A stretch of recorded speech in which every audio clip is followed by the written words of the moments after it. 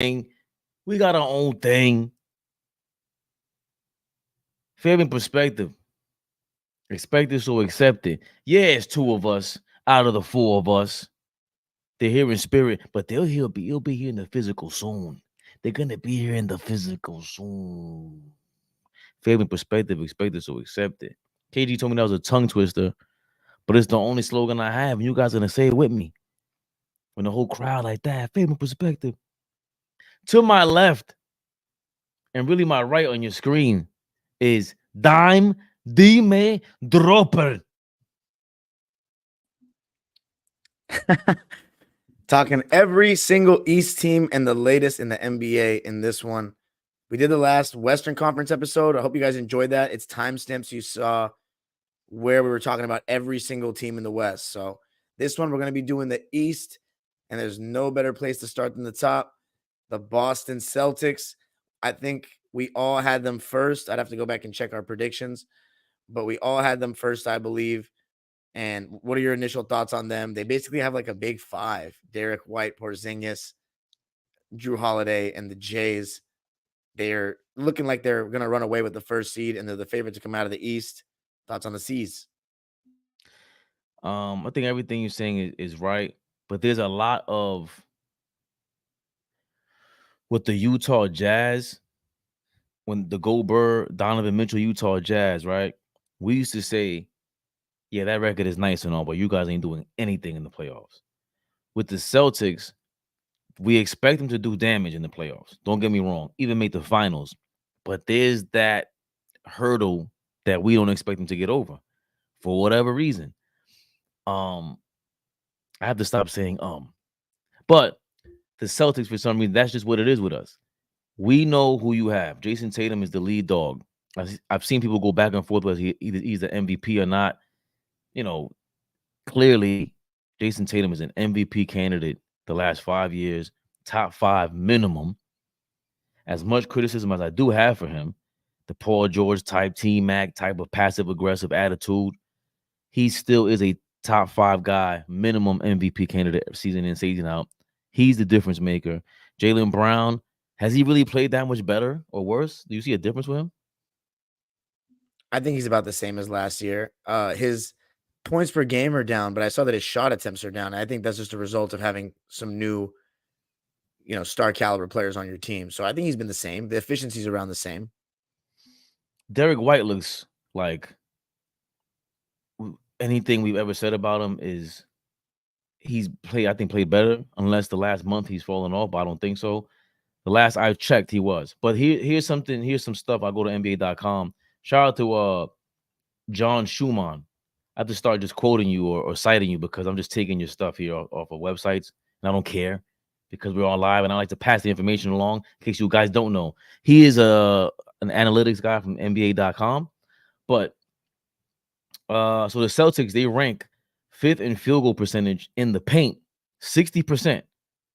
5th in field goal percentage, but dead last in the shots attempted from the paint, 42%.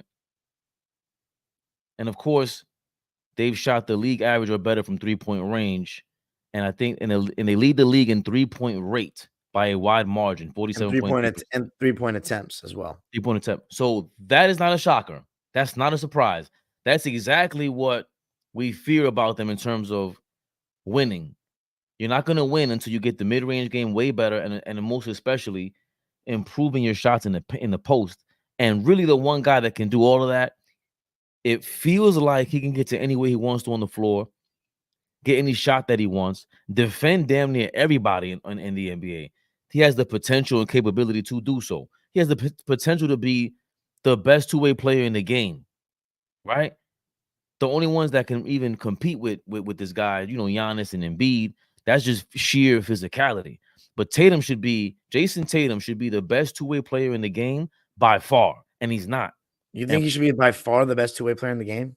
Yes, because Why?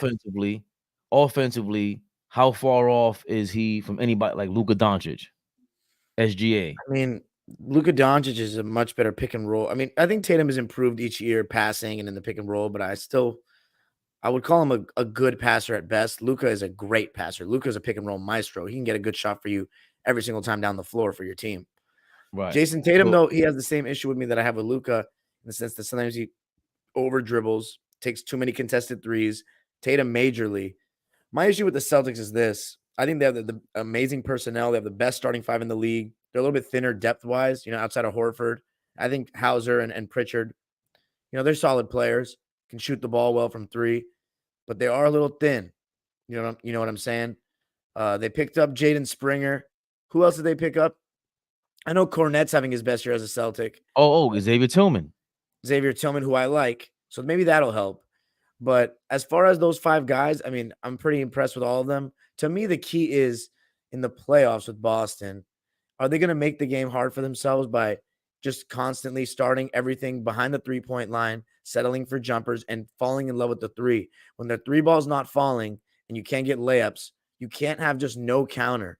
You know what I'm saying? That's the problem with them, and it's hurt them in the playoffs so many times. Now, this year, their fans, a subsection of them are saying, they have the highest post-up rate in the league. This year, it's different. I mean, okay, maybe relative to the rest of the league or relative to the Celtics team of last year, but is it enough to win a championship? Am I going to see it when it counts? Because when I've watched them this year, it's the same old shit with better players. And Porzingis, I will say this, giving them a pick and pop threat, a second one, and a really good one, that really makes their offense more lethal. But when teams switch everything, is Porzingis going to be aggressive and dominate in the post? Because this year I've heard he's been better. In the last 2 years, he has been better in that mid post. And he doesn't necessarily even need to get the ball all the way down low on the block. He's not that strong lower body wise and will get the ball down there. But even at the elbow, if he can catch the ball 10 feet away against a smaller guy and just turn over him like he's a chair, that can exploit mismatches that they didn't necessarily have in the last couple of years. So with the Celtics, it's really all about showing it in the playoffs. But for me, the Porzingis and this and that, I don't think that's going to be the difference maker. I think the difference maker is going to be Tatum and Brown making better decisions in crunch time. Mainly Jason Tatum, who I've been very high on since his rookie year, because his rookie year was my first year transferring to UMass. And I got to see it from the beginning. And I said he was going to average 30 one day, and he has last year. And he was going to lead the Celtics to banner 18. Is that going to be this year? I mean, the team is good enough. There is no excuse. Porzingis doesn't even have to be relied on that much. He's a third scoring option. And he's having a great year. I mean, they got three guys averaging 20 plus. But I'm going to end it with this. Derek White's been amazing. People were campaigning for him to be an all-star. He's having the best year of his career. Drew Holiday is quietly averaging 44% from three. Pretty wild. So go ahead, Fabian. But that's my thoughts on Boston. Nah, They I should don't. win the championship. It's well, to be honest, them in Minnesota, they have the recipe to get stops on defense, and they have the guys with Ant-Man and Jason Tatum. You guys don't see it for some reason. Now you finally saw it this year, and a lot of you guys finally woke up to Jason Tatum settling for his 3-point shots. But the same thing is going on with Ant-Man, and I've seen it. And I've been a big Ant-Man guy. The Timberwolves, they go to the championship and they win they're gonna go neck and neck in the championship with the Celtics if Tatum and Ant-Man become these guys, the Michael Jordan, storybook type of guys in crunch time. You don't have to be Michael Jordan. You have Reggie Miller. Even someone like Derek Fisher should be, talked about way more often for a crunch time player, right? Even Kyrie Irving being a guy in crunch time. Jason Tatum hasn't performed that way in the playoffs. I don't care what anybody says. In crunch time, he's not that guy. Even in the regular season, he's not that guy. And the same thing with Ant-Man. Ant-Man did have a great drive and kick to Mike Conley in the corner when they played the Celtics, if I'm not mistaken. But again, he didn't shoot the ball. It was very LeBron-esque. Get to his spot and give up the responsibility for it for the last jumper. But again, even LeBron had to go through these. He had to go and talk to himself in the mirror. He had to have a coming of age moment and go, I need to improve. I need to be more poised during not just crunch time moments, crunch time games. Jason Tatum, he's had some big games. Do not get me wrong. Come on, he's super talented. But to me, Ant-Man and Jason Tatum, once they take that leap in crunch time, I think if they do it at the same time this season, they're fighting for the championship. You just ignore every time that Tatum has done well, though, in the clutch in the playoffs and has come up big for his team. No, it's not. It doesn't. I don't remember any Jason Tatum crunch time game winners game What? clinchers. He made it with against Brooklyn. He had that game-winning layup to win the game, the first game. Well, yeah, against Kyrie and they were smacking up KD. That was a good one. Don't get me wrong. That was definitely What about game 6 against the Milwaukee Bucks when this team was down 3-2? It just lost a heartbreaker in game 5, and the dude dropped like 45 in the defending champion's house to keep them alive. okay. And what about at the end of the game? Was there a crunch time moment? No. The only one we can point to is the one. Is you're right. The one with What about game 6 last year against the Philadelphia 76ers, where he was about to lose and then he completely took over the game after a terrible performance? took over the game again. He'll take over the game. He has That the was crunch games. time. Yes, he has crunch games, the big time games. He has those, but there's a lot of settling. We cannot ignore True. this. There's a lot of settling, but it's not. You're right. You're going back on your word. You're going back on your word. No, there's a lot of settling, but Jason Tatum. You exaggerate. I'm not. If call it whatever you want. Call it whatever you want. In crunch time, I don't fully trust Jason Tatum for whatever reason. That's I don't care fair, if he's like but that's not the same as he's never come up big in the playoffs. So he always blows. All right, it. he never came up. Okay, cool. But that's not the guy you trust. And then on top of that, who else on the Celtics can you trust? No, nobody. Everybody's a question mark. And but I think we are also a little harsh on Tatum. He's my age, basically. He's about to be 26 in March. I don't want to hear that. The guys that young usually aren't expected to lead a team to a title. Magic, you're comparing him to these guys?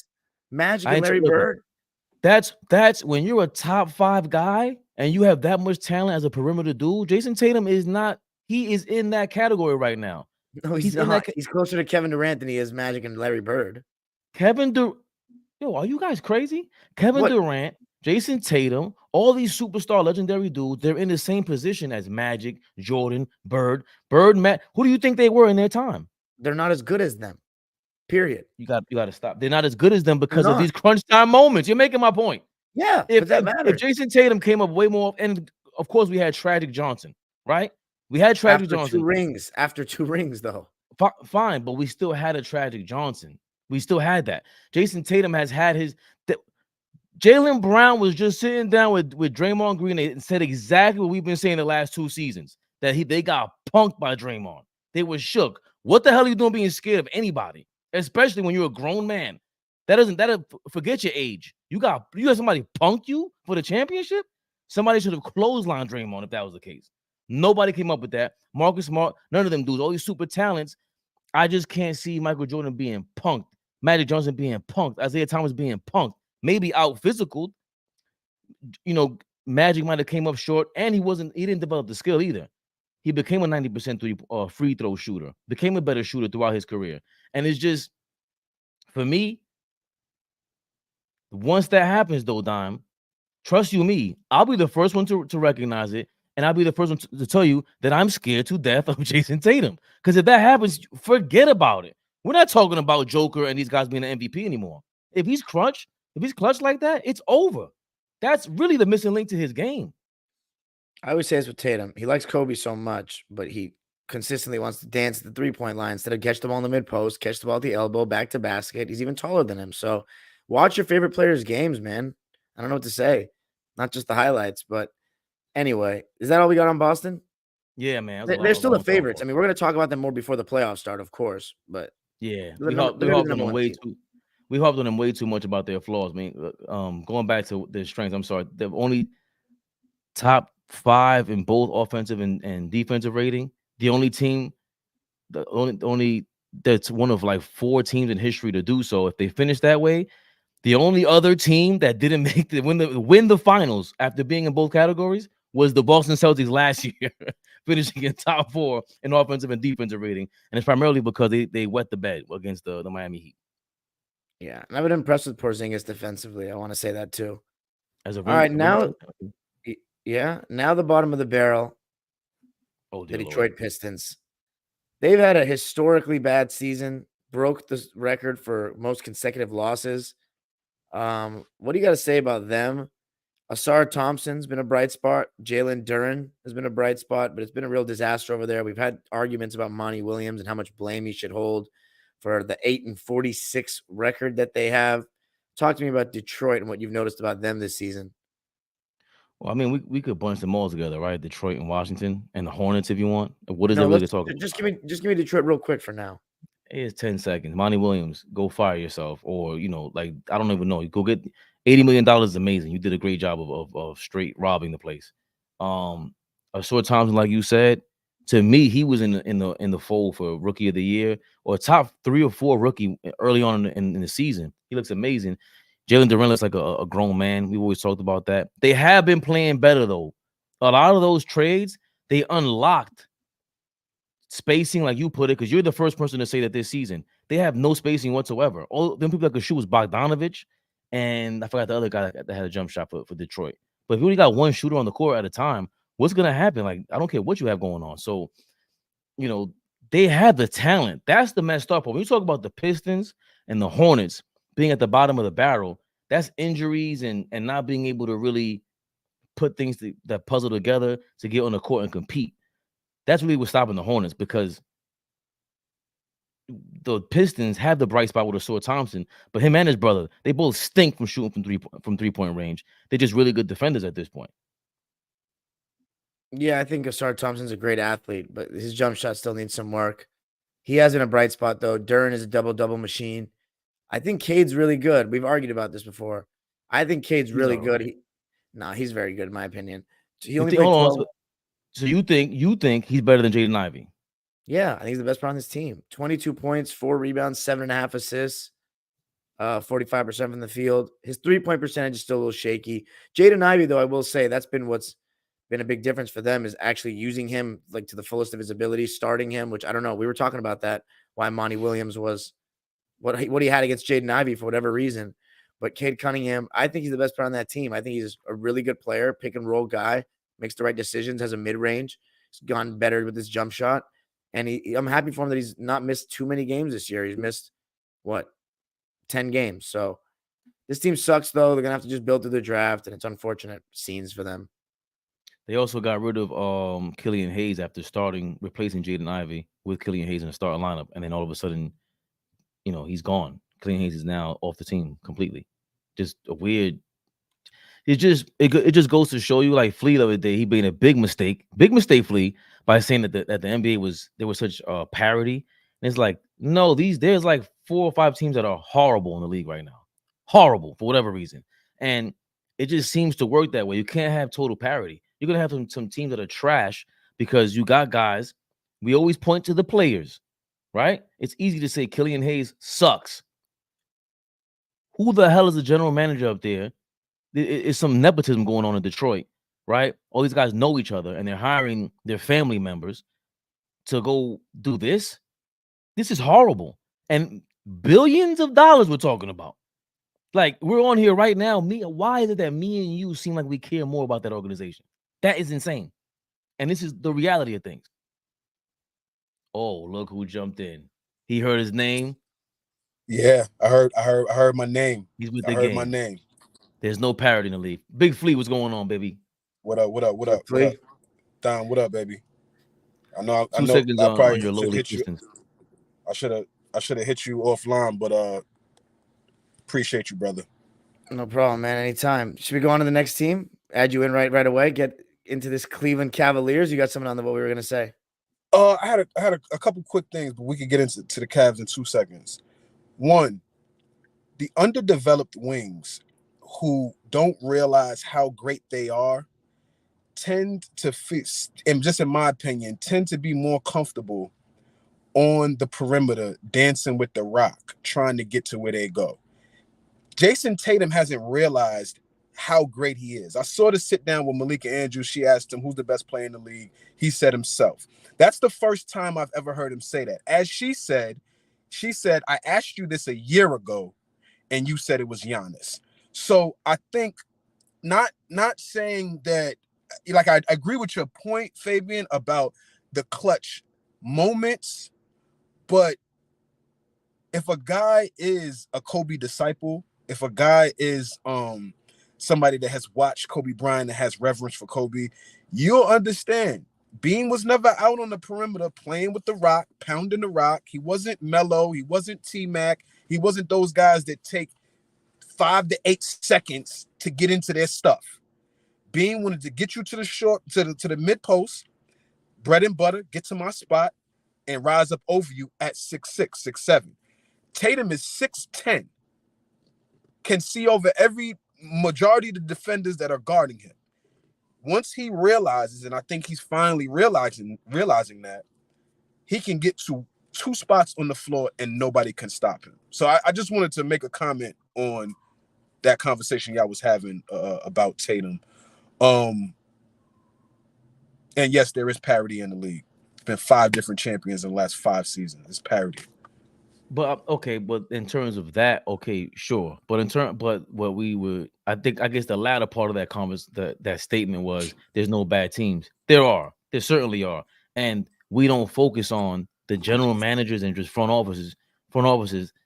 We either not caring or just doing a bad job, or this is the natural order of things. If you're gonna have good teams, you're gonna have to have bad teams. There will never be a natural parity. You're never gonna, even in the 90s when they attempted to have one superstar on each team, it's not gonna work. It just wouldn't. Melo didn't take 8 seconds to get his stuff going either, sir. Scam Likely, what's going on? Let's move on to the Cleveland Cavaliers. Wow. Just second seed, ladies and gentlemen. Let's see where we all had them for the season. By the way, Fabian, you were the only person that didn't have the Celtics first. You had the Knicks first. You did, and then Who was second? the Boston Celtics. Come on, man. I'm right there. Yeah, Very close, by the way. The Celtics just 2 weeks ago, the Knicks were 2, Celtics were first. I'm just saying. Right. I'm just Very saying. close. No, absolutely. Can I Wasn't jump? that far off. Can I jump off Cleveland? Or you showing where we had them? Yeah. Well, I'm gonna show where we had them first, Okay. or Go tell ahead, where we had them. I had the Cavaliers finishing 4th. Flea had the Cavaliers finishing 3rd. AllBall had them 3rd, and Fabian had them 5th. So all of us were pretty high on them. They're doing even better than all of us expected. Flea, you can kick us off.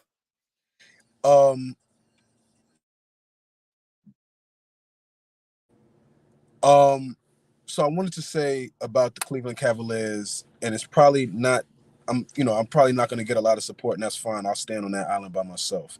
We, as a New York Knicks team, need to be more concerned about the Cavs and stop thumping our chest about what we did in the playoffs last year. That was last year. We need to get over that. Good teams, come back and are better, perform better. That team could have easily said, damn, we had such a great season. We came into the playoffs and really got thumped, and could go back and really have no confidence, lack confidence, come back, start the season off poorly or all that kind of stuff. They started off fairly average and then went on like winning 14 out of 16 or something like that, right? We need to be more concerned about them. They're a year older, just like we're a year older. We've added pieces and things like that. They haven't made big additions, but the additions that they did make has helped them tremendously on the defensive end. I don't really care about, what Donovan Mitchell is doing. Donovan Mitchell is a star in this league, and he's been a star for a while now. So what he's doing is not surprising. 3rd in the league in scoring right now. Like, he's been amazing this season. We need to be more concerned about this team. Their coaching is not highlighted enough. JB Bickerstaff is doing a hell of a job. Like, he needs to be highlighted more on the job that he's doing, figuring that thing out. And they were able to maintain a level of winning, staying over 500, winning at a high clip, minus Mobley and minus Garland. I think that's impressive, those being two of the better players on that team. And so I'm not surprised by them, but I will be honest with you. As a Knicks fan, knowing that we may collide in the playoffs, I'm more concerned about them this year than I was last year. Fabian, you got anything to rebuttal with that? No, I think he's on point with that, because if we're gonna be so gung ho about our month of January, which was like a record amount of wins that we had as an organization, 14 or 15 wins, I forgot what it was, since like That was the highest amount of wins that we've had since 1994, or something like that. The Cleveland Cavaliers have been destructive. The number one thing that I pointed to that makes the most sense to me is pace. The teams with the slowest pace in the league, they're the ones that really lead the way. And I thought, these last 15 games, they finished higher than this, actually. Boy, was I wrong. So Cleveland isn't as good as I thought they were, pace-wise. But that's their flaw. And the one guy that stands out, the two things that stand out, Mobley's three-point shooting, a lot more selective. He's taking less than a three-point shot per game, but he's hitting it at 40%. So those are going to be like really crucial three-point shots, right? But that means he's taking more two-point shots, which is going back to what Feli's saying, JB Bickerstaff. That's all JB Bickerstaff. Jarrett Allen, you let Ben Simmons push you to the ground, but at least you pushed him. Jarrett Allen used to get pushed around by Joel Embiid. That was an automatic take Joel Embiid for the double-double against Jarrett Allen, because Jarrett Allen was soft. I thought, you live and you learn. You could bet on Jarrett Allen getting 10 rebounds versus Joel Embiid. That was not the case. This season, he seems has a lot more tenacity, and that's just that. And I think JB, watching the Cleveland games, to me, I got to be careful what I say, because it's not about benching Darius Garland. It's about spelling those minutes with how do you sit him and allow Donovan Mitchell to run the starting lineup or whatever lineup it is, because the guy that's going to scare me to death, and I made this video. People think I'm crazy. The white Ray Allen, Sam Merrill, is getting on my damn nerves. He looks crazy. And maybe it's just maybe he's just a flat. Stop him, please. Maybe Sam Merrill, Ray Allen, white Ray Allen. Maybe he's just a flash in the pan. It could be just that. But that's the thing that you need, the Steve Novak type. If you coach that up the right way, then you open things up. Remember, they didn't have that last season. The Cleveland Cavaliers did not have a three-point shooter that made us worry at all. Darius Garland had a broken nose or whatever it was. Donovan Mitchell still shoots way too many three-point shots. But if you have somebody on the court, just like Jalen Brunson, totally different player when you have Julius Randle out there, 2 or 3 three-point shooters out there with Jalen Brunson on the floor. He can operate way differently. Same thing for Donovan Mitchell. You can't crowd the paint on them if you have Sam Merrill out there. They don't have another Sam Merrill out there. It's Mobley who gets to sink out, and you have to worry about him, who can shoot 40% from 3 right now, and Sam Merrill. There's nobody else that could do that on that team. Matt Strus, whatever his damn name is, you keep calling me like he's my cousin or something like that, Flea. Your twin. Whatever. He's not on this level. He's not on this. I suggest you guys go watch some of the white Ray Allen. Better be watching your mouth. He is the boogeyman. Isaac Okoro, Max Strus, and what's my man? George Niang. Not Niang. What's my man? Wade. That's Dean Wade. Dean Wade. Are you kidding me? Dean Wade. Three guys that are being put on the floor right now because all they want to do is play defense. Now, yeah, Okoro likes putting the ball up. No doubt about that. But he's learned that the only way that I'm going to be in rotation and be a guy that could play for JB Bickerstaff, I got to defend. Flat out. A gift and a curse for that team was Garland going down. Like, it sucks because he's an excellent player, all-star level type player for you. But it just reminded us that, hey, Donovan Mitchell as your best player, good things can happen. So I didn't mean to jump in before you, Dom. He got off on his Sam Merrill or whatever that dude's name is, Sam Decker. They all look alike. I love it. Dom, listen, you and Flea always doubt me. The visionary himself, bless you, always doubt me. Thank you. I was trying to be nice. Bless you. Beware of the redneck Ray Allen. He's coming to get you. And I'm terrified of him. We're going to see at the end of the season. Hopefully we get healthy and we can combat this. But the redneck Ray Allen is not for play.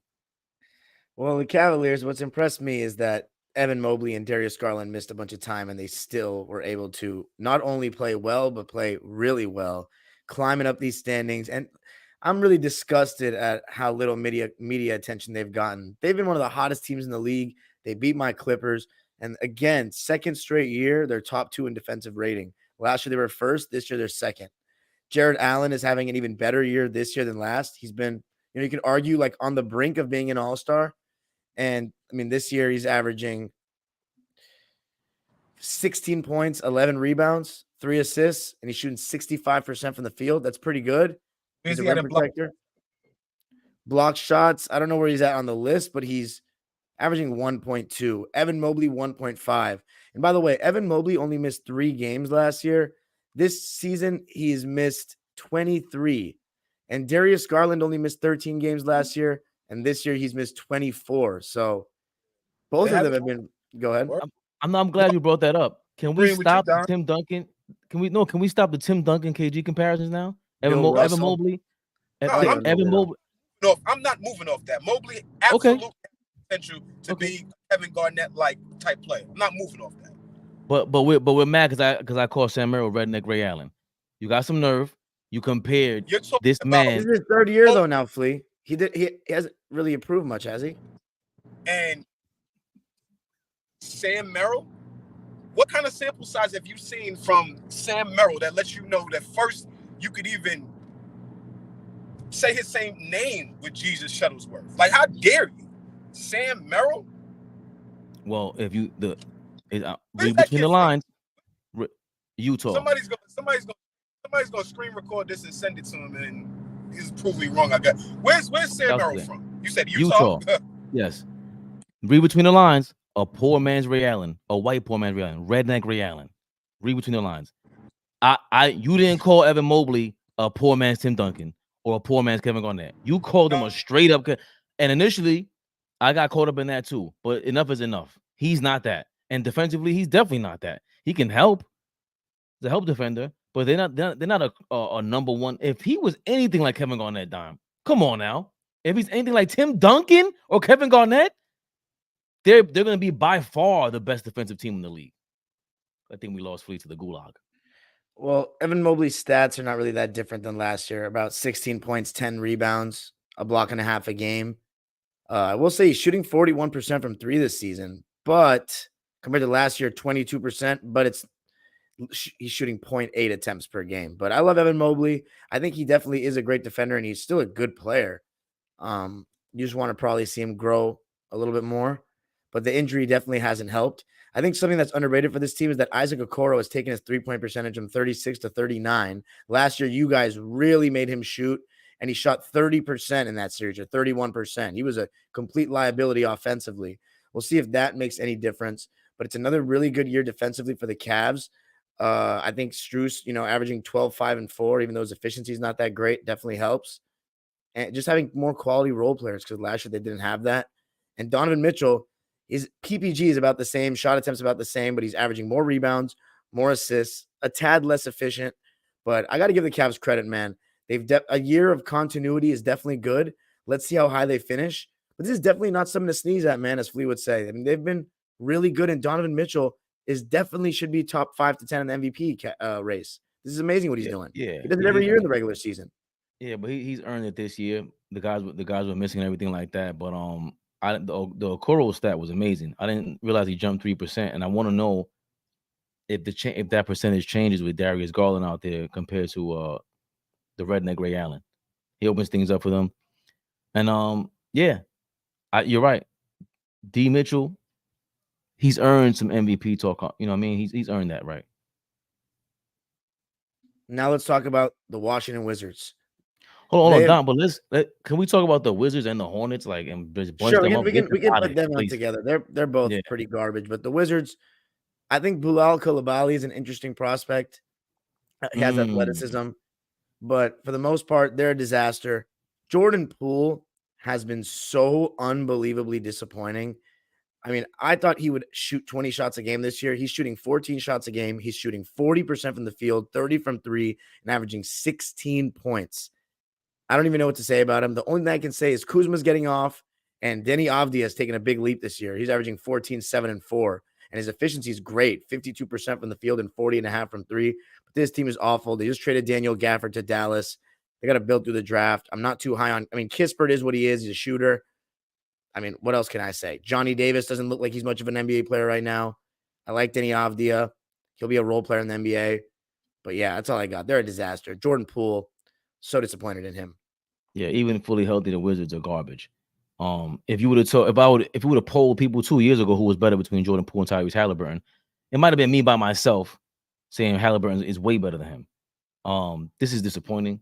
There's no way you're gonna get 20 shots, 20 more shots a game, and you turn out to be this bad.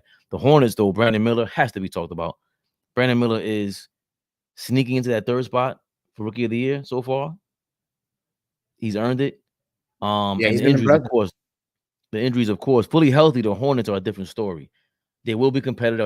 I've seen him compete against the Mavericks when LaMelo was out there, when he was there for like that 10-game stretch or whatever it was. And of course, my guy, Mark, what's the center's name?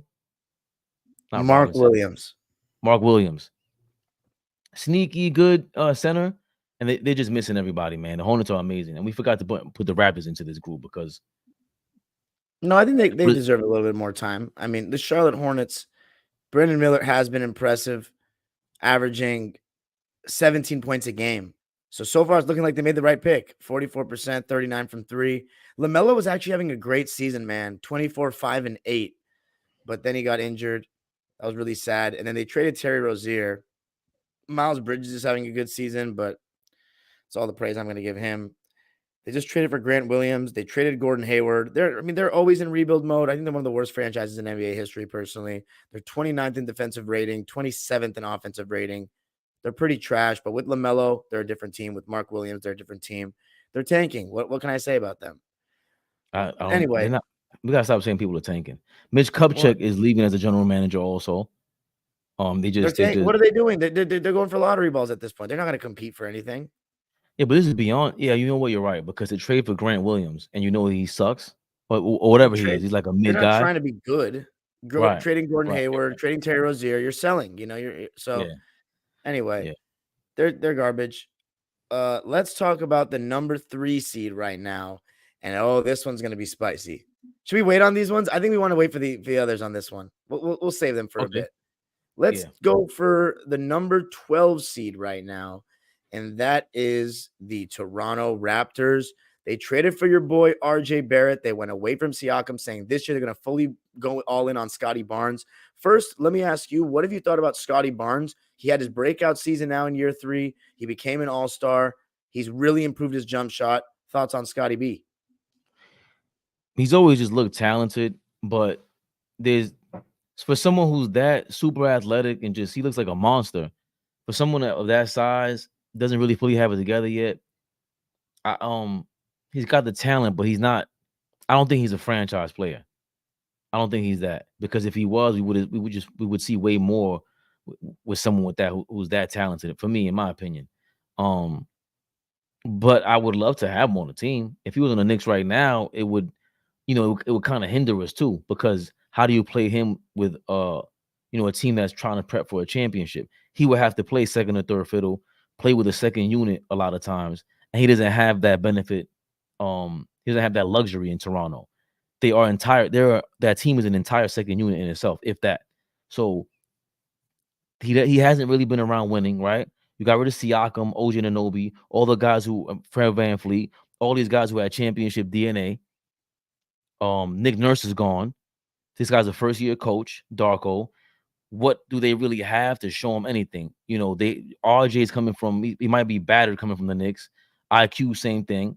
I don't really know what they're really doing. I mean, RJ's putting up phenomenal numbers, don't get me wrong, but what is it really doing? Same thing with Scotty's talent. They're going to need a real 1A, in my opinion. I think Barnes could be a real all-around dude, but he has to, sooner than later, realize that he needs to come up with a special something to specialize in something.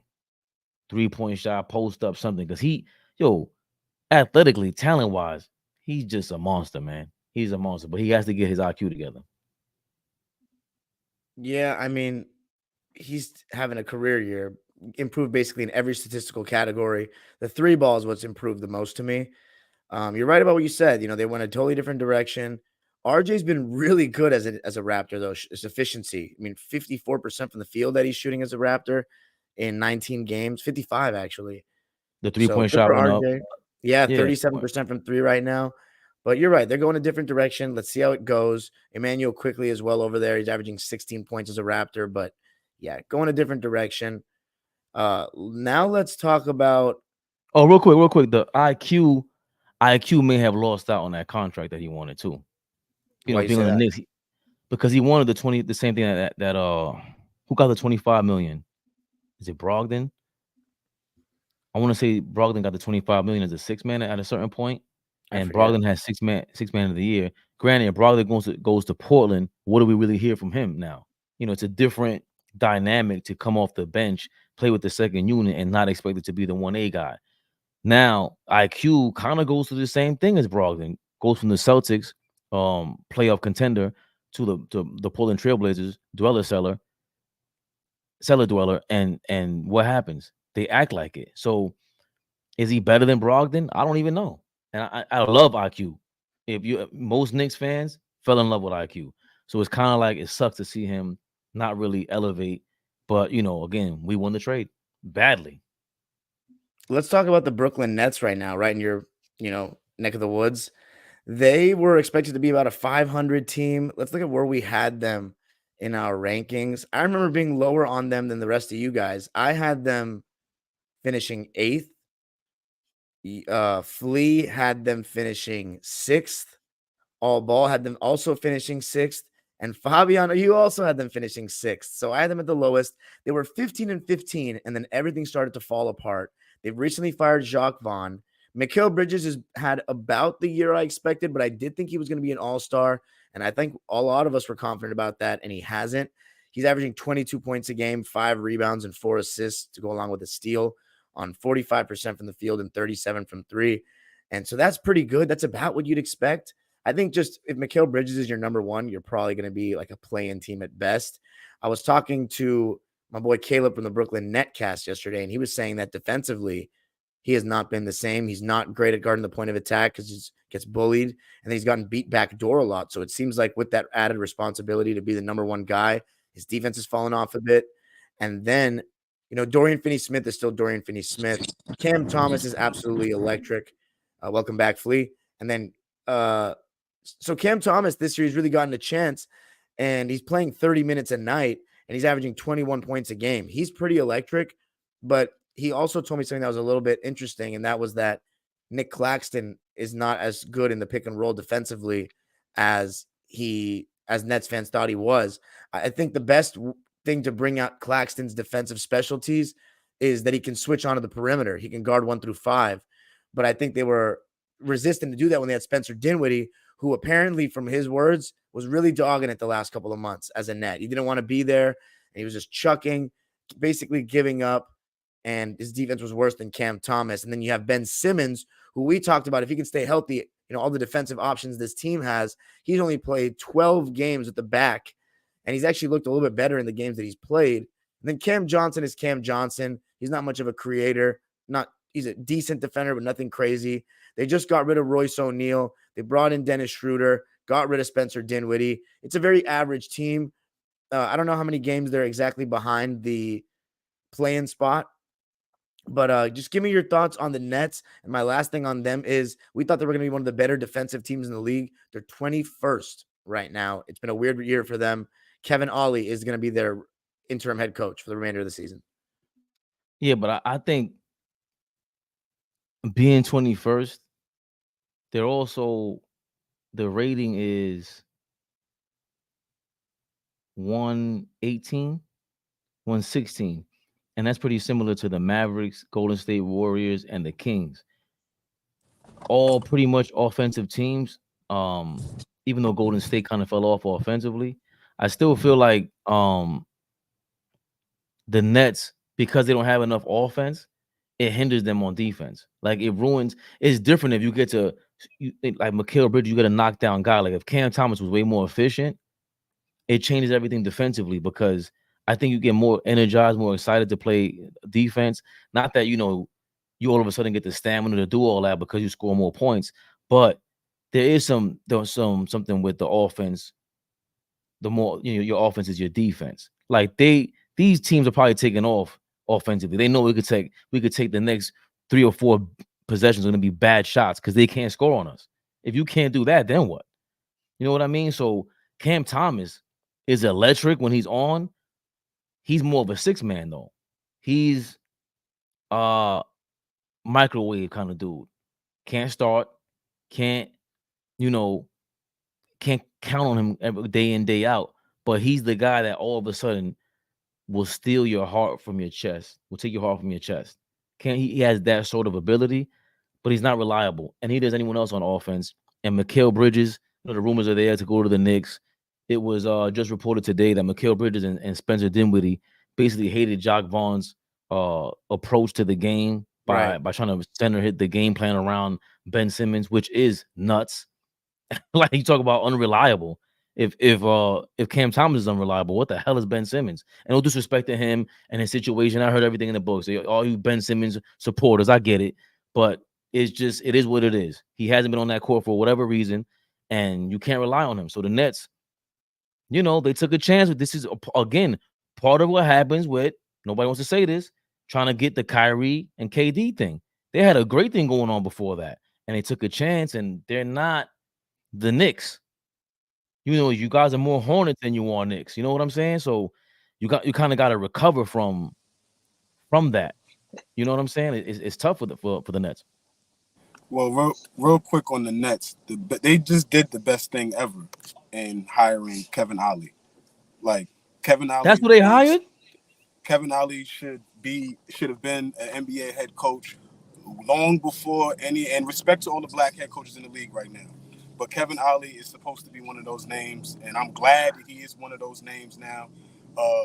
He's got the interim tag, so maybe they'll take it off depending on how it looks at the end of the season. But that is the best thing that they did. I ain't really got too much to say about their roster except the fact that I was wrong about Bridges. I thought Bridges would be an all-star level player this year. I think I told two that. I think I told all y'all that Mikal Bridges was supposed to take another leap. But he's a good player.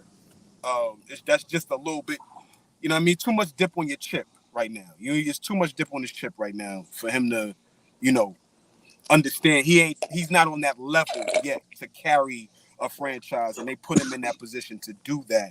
And so it didn't breed success. And Jacques Vaughn has lost jobs before in short spans of time. So this is nothing new. I don't think he was the guy for the job, but I think they got a different voice in there. And they got a voice in there that is he's just a better coach. I think he's a better coach. So shout out to Kevin Ollie. We wanted to wait. OG, good to see you, baby. What up? Oh man, always good to see my brothers. What up, Flea? Dom, Fade, what's good? We were waiting for you, AllBall. I want to hear your opinion on this team this season, the Milwaukee Bucks. What do we got to say about them, guys? Let's see. We all had them second, every single one of us, except for Fabian. Fabian had them third. Giannis is putting up about the same kind of stats, but even more efficient. He's averaging like 64% from the field or something. Dame, a lot of it's been about Dame. They hired Glen Rivers now. Shocking coach firing of Adrian Griffin. He's 3-7. They hired who? Glen Rivers. Oh, man. Doc Rivers, man. They can name me. Whoa, there's only one Doc in basketball. And he went to the University of Massachusetts Amherst. AllBall. Milwaukee Bucks. Damian Lillard with help this time with a superstar. They're in the 3rd seed. Thoughts on that? Okay, just real quick. They're the 3rd seed, so we not far off from them being the 2nd seed. I was high on Dame Lillard going there. I don't want to make no excuses, but he got a lot of personal problems going on off the court. I don't want to get into that. But there's no excuse. I got to give props to Flea. Flea been saying it all depends on what's our guy? Middleton. Flea been preaching that for a while. If Middleton is unhealthy. But for some reason, the Milwaukee thing, it seems like Brook Lopez took a step back from playing defense. I don't know what happened. I don't know what's going on with my guy Bobby Portis, my guy Bobby Shmurda Portis. So, they older. And then I didn't realize how much of a loss Drew Holiday and what's my guy over there in Phoenix? Grayson Allen. Yes. Losing those two. Wow. So I'm very disappointed. I'm not gonna say very, because they still in third place. But what makes them worse is acquiring Doc Rivers as a head coach. I don't think that helps. I don't want to kick a man when he's down. I'm not into that, so I ain't gonna go too crazy, but I don't think that's a plus. I think that's a negative. So that, on top of Dame Lillard not being Dame Lillard, and I have a problem with Dame Lillard showing up and showing out All-Star Weekend. But when it comes to, so for me, I'm disappointed, but they still in the third seed, and I still think with that roster, like Flea said, if Chris Middleton can get healthy, I still think they're the second best team. I don't want to say in the NBA, but they definitely top 5 in the NBA, but they're the second best team in the East. So I'm gonna leave it at this. This team is waiting for the playoffs, so I'm not going to panic. I want to see them in the playoffs.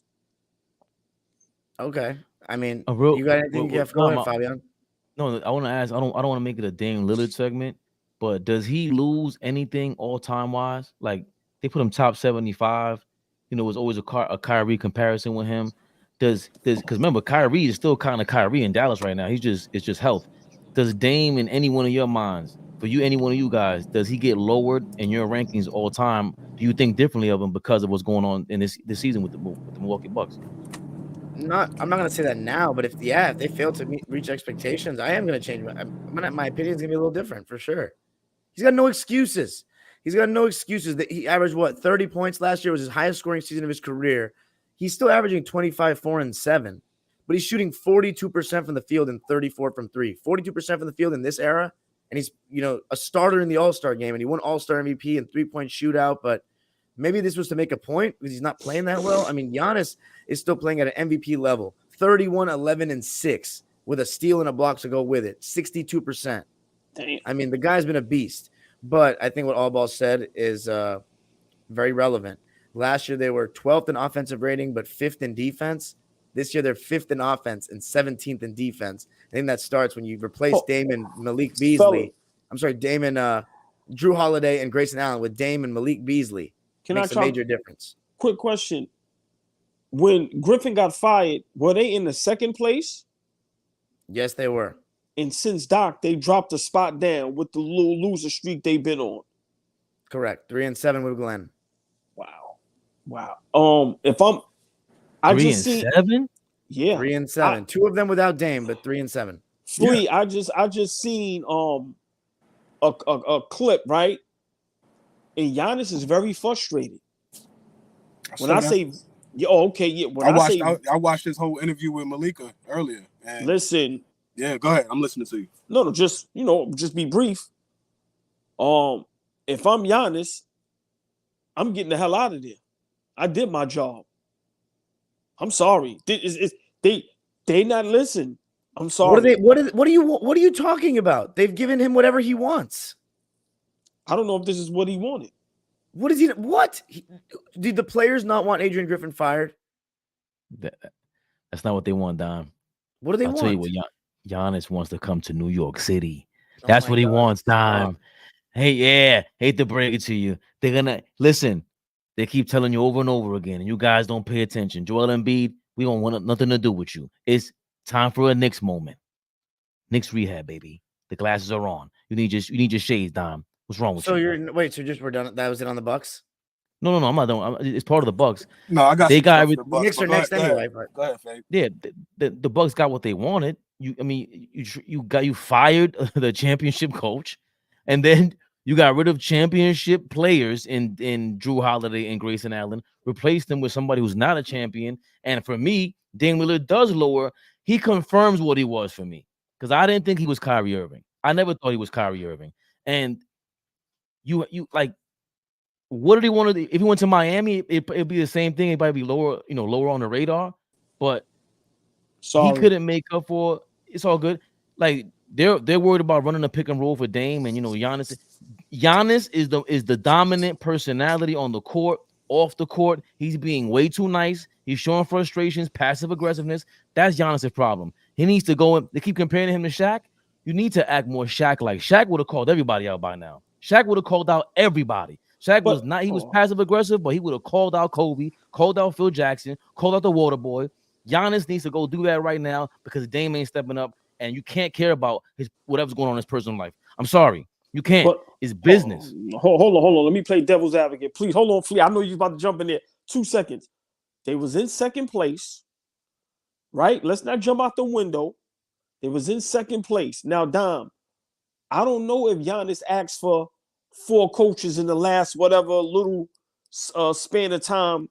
And that's, to me, what he's really complaining about. I don't know if Giannis asked for this. I'm sorry. I'm sorry, but my thing is this. I'm gonna just leave it at this. I'll let Flea go. All this will be erased if they win the finals. But all this will be erased. But they're not gonna. And that's the direction I was going in, right? I wanted to start by saying minus Kevin Durant, because we know Kevin Durant was dropped into Golden State and it was seamless, right? How many superstars can we go back to and remember them being dropped into a new team, whether that's via trade, whether that's via free agency, whatever, teaming up?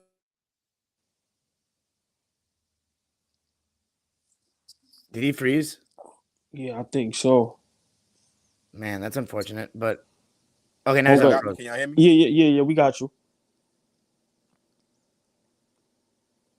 Can y'all hear me? We got you. Yeah. Okay. I can hear you. No, I just said we could talk about Doc and his coaching and you know, shine the light on his history and all of that. That we could do that. He's earned that.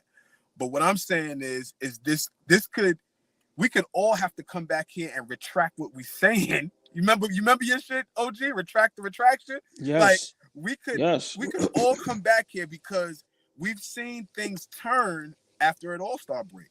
We've seen things turn when there's a little bit of turmoil. We've seen things turn when there's like, guys get settled into their role. Dame is a top 75 player, so it's like, all right, he's that great that he should fit seamless. But we remember the best player that Dame ever played next to was CJ McCollum. It's the best player he's ever played next to. Marcus Aldridge. No, like No, I'm laughing because I knew Don was going to say LaMarcus Aldridge. Yes, he is. LaMarcus, excuse me, my fault.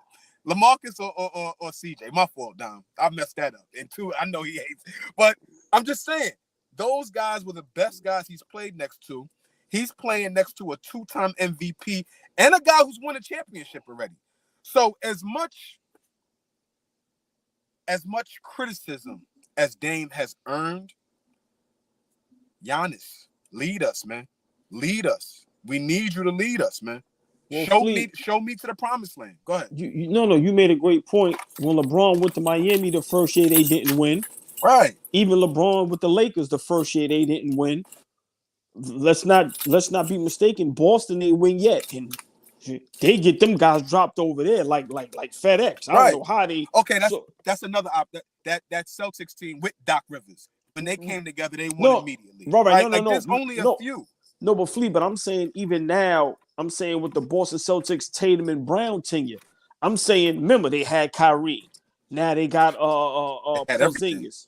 Right. So for me, I don't want to make an excuse. I'm a big Dame guy, and I was high on this move.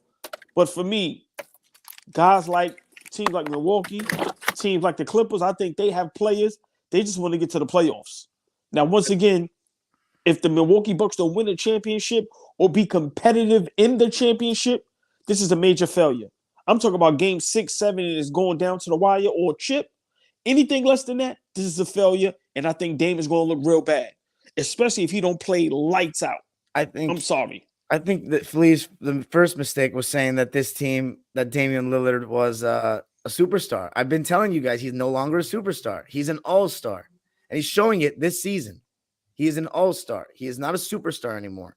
And this should not be that difficult of a fit. You're clearly allowed to be the second guy. You can run pick and rolls at Giannis as the screener, and it looks pretty good. I mean, what I don't understand. Like we're making too many excuses for this guy. He's not very interested in playing defense. I like Damian Lillard, but how many passes is he going to get? He got to perform this playoffs. And on the subject of Chris Middleton, to end off, I can't speak on Lopez because I haven't watched his defense consistently enough this year. I have, however, heard about Portis being kind of a black hole on offense and that he can't play this 5 defensively. So AllBall making, some decent points there. But I will say with Middleton, he only played 33 games last year, and this year he's already played 43. He's averaging 15 points, 4 rebounds, 5 assists on 49, 38, 83 shooting splits. It's not enough. It's not enough. What do you think? You got to average more. Should he shoot more shots? How many shots do you think Chris Middleton should take per game, AllBall? What is he at now? Can you see what he's at now? Yeah, he's shooting 12 shots a game. Easily 16. He should be averaging 20. He should be more averaging, aggressive. Yeah. I think, to be honest, it's a lot of it is the same thing, like with Anthony Davis with the Lakers. Who does Milwaukee have to make it easier for Giannis to operate in the paint? Damian Lillard. The pick and roll stuff. He's not a passer. He's not going to make it easier for Giannis to get the ball to Giannis in the right spot in the paint. The same way you got them. Okay, hold on. It's the same guys on the Lakers. These guys want to ball hog, shoot, chuck, and do all that other stuff, but they're not setting it up for Anthony Davis to go in the paint and operate. He just was there with Akeem Olajuwon for what reason? I've been telling you guys all year long. I haven't seen Giannis look this good ever in my life in the paint. I'm sorry. Go ahead. I'm sorry. Nah, if you don't, Dame Lillard. Okay, so now they're confused on. I really believe they're confused on trying to cater to Dame, and they should not be catering to him. You should always cater to your number one guy first. Then everything else will fall in place. Let me ask y'all a question, and this is not justifying or making no excuse. But they have 2 alphas over there. They have 2 number one guys. And if you don't have the coacher or the coach, meaning like you see how that's Steph Curry's team, but when Kevin Durant came over there, it was understood. I'm not saying Dame Lillard is Kevin Durant, but Fabe, they have to figure that out. They we can always respectfully disagree. That's why I love y'all like brothers, because we don't never agree on anything, and that's what makes us great. But if they don't figure this out, they can lose in the first round, because once again, you have a coach that can't figure Jack out. So they have a major problem, and I don't know if Dame Lillard is able to take a back seat. I'm just being honest with you. I don't think so. I think for you to say that and then learning what we learned, and Draymond still saying the same thing that he said, repeating what he said 4 years ago, whenever it was when KD was there, letting him know this is not your team. This starts and begins and ends with Steph Curry. This in Milwaukee starts and ends with Giannis. He's the number one person. Bro, Dame Lillard is in nowhere near. When was the last time he was in an MVP conversation? Giannis is year in, year out in an MVP conversation. This shouldn't even be close. If Dame Lillard thinks he's on the same level as Giannis, he's out of his mind and his ego is out of control. And and maybe you're right. Maybe they do think that way. Maybe the Bucks think that way, and that's the problem. At some point, you got to give up on that idea. Dom, what Fabian just said about Draymond Green, you can't court someone and then tell them it's not about them. I don't care what Draymond Green says after the fact or in that moment against the Clippers. Y'all went up there and basically begged Kevin Durant to come to y'all. So you can't tell me for those 2 championships, he wasn't the guy. But that's not even the point. The point is that you courted him to come there, and now while he's there, we're all seeing Steph Curry is still the way the offense is ran through. KD, yes, you make it easier for Steph Curry and everything, but you're still not the guy we base the offense around. Same thing with Milwaukee. If we got it twisted, and so you're telling me Dame got it twisted and they haven't even won? At least KD could say, "Yo, we won 2 with me. We were unstoppable." It ain't that Dame got it twisted. If your whole career you've been that guy, this is the thing I say about LeBron when y'all say pass the torch. If it's in your bloodstream, if you've been the guy your whole life, it's hard to not be the guy. To me, it's not intentional, but it's hard for Dame Lillard or any of these superstars to go somewhere. I don't care how many rings Giannis got. Some guys have that makeup like an AI. You my equal. I don't care what you got. I don't care about your accolades. So I'm saying it's nothing wrong with that. To me, that's where coaching comes into play. That's where culture. That's why what Golden State did was so legendary. Even going before Kevin Durant with Iguodala, when the coach sat him down. Hey, remember, people can say what they want. Iggy was that dude. And Philly did. He was that dude. Came over and coach told him, hey, I need you to come off the bench. And it just changed the whole dynamic of the Golden State culture. Then when Kevin Durant comes there, we know Steph Curry's the guy. But you know what we're going to do? It's bigger than basketball. We want to win. Here you go, KD. Take us home. I'm not saying Dame Lillard is Kevin Durant. I'm just saying when you've been that guy forever, remember, him and Giannis probably butting heads. It's difficult, man. They got to figure that out. So we're saying the culture. same, we're saying the same thing then, AllBall. Can y'all hear me? We're saying the same. Yeah, we can. I'm sorry, Flea. We're saying the same thing. I just want to finish that up. We're saying the same thing. It's just that it's not going to work because there is no system. The system around Giannis is not as easy as it is to fit around Steph. It's not. It will be harder for Dame to turn into a pass first guard all of a sudden and feed Giannis the ball. He's like you said, that's not in him. That's not in his DNA. That's not who he is. And the Bucks messed up by ever thinking that was it. They made a huge mistake. Like that, we both agree. It's up top. We'll see about that. But hold on, Flea was going to say something. I just wanted to say something about the Bucks, and we can move on. It's not even about the players and all of that stuff, but OG was talking about culture.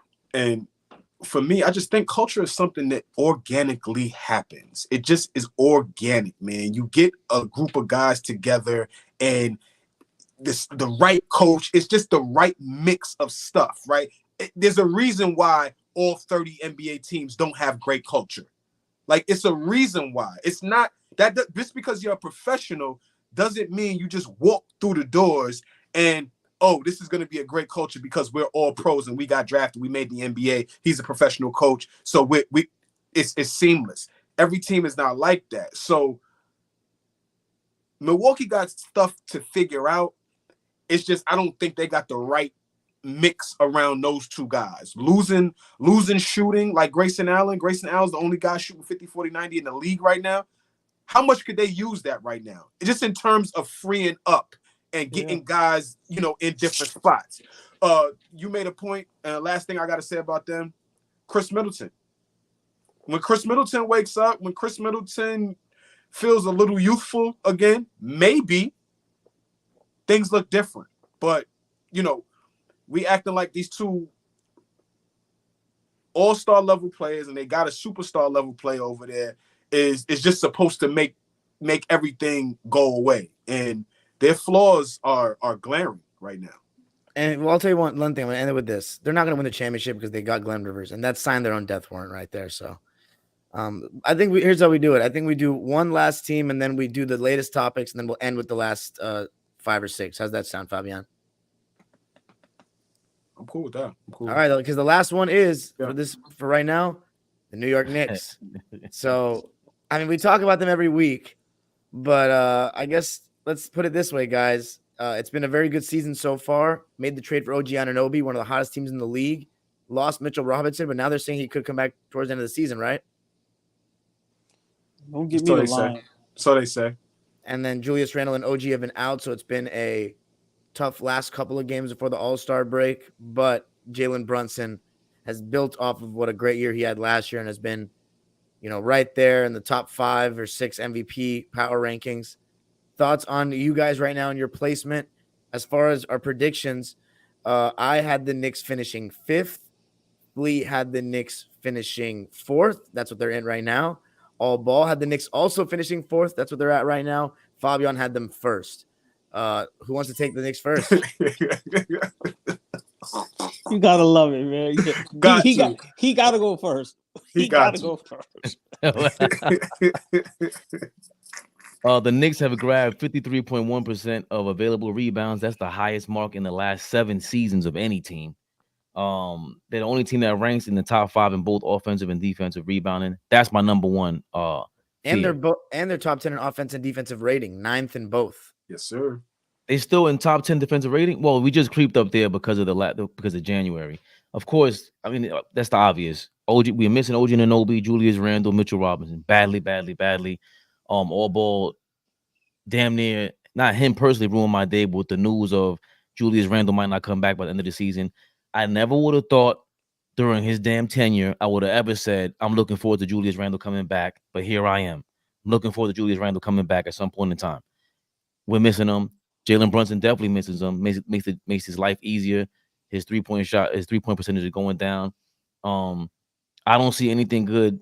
Like, they're gonna get burnt the hell out without them guys out there, man. Precious Achiuwa, to Flea's point, Flea is the only person that comments on the NBA I've ever spoken to, ever heard from, that said Precious Achiuwa is not just a throw-in. I've heard other people say it, but Flea was adamant about it. Facts. And this is a fact. So, it's health, man. We all have the same concerns. Tibbs, do not run them to the ground. We might come see you at the Garden, all of us together. But that's what it is. It's the health. And because with healthy, I think we all agree is championship or bust. No. Not championship or bust. You just had to say that just to get off. All right. You want to go, OG?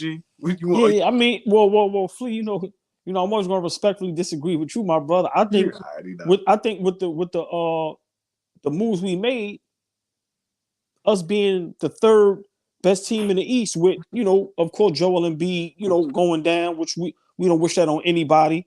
I'm not sold on the Cleveland Cavaliers. That's great. Remember, they regular season teams.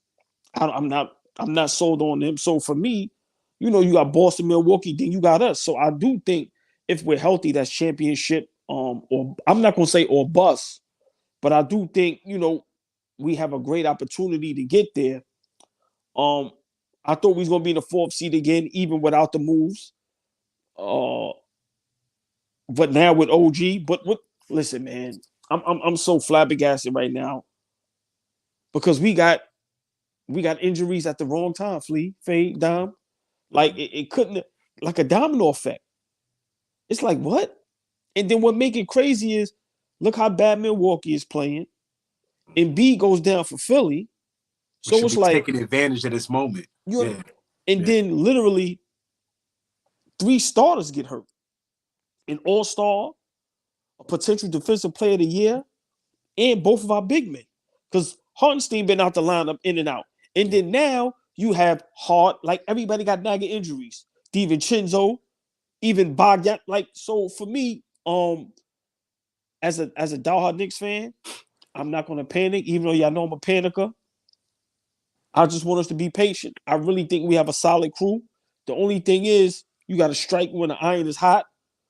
Let's say by next year, what if Indiana make another move? Orlando gets better. You get what I'm saying? Embiid is back in Philly. So Dame and them get it together. So, right now it's like, damn, we had a real opportunity to like really make something happen. Let's see by the end of the season. But with Tibbs running the guys on the ground, listen, man, y'all dudes is young. Play ball, man. I'm sorry. None of them dudes is 30 plus. Like I said, I get Brunson running into the ground because he's a small guard. But all y'all other dudes, listen, man, y'all guys is in y'all 20s. This is what it is. We got 30 games left. If we could split this thing in half, or even go 18-12 or something like that. But I'm hurt. I'm hurt because, Flea, I really think, listen, man, we was on fire, bro. We was on fire. And I'm going to leave it at this, even if OG could have stayed, and then maybe we get Randle at the end of the season, I think we would have been good. But for OG to go down at the same time, that hurt. So y'all had us 4th. And, at one time we was the 3rd seed and we was getting up there. So, hey, man, Knicks fans, just be patient. Please be patient.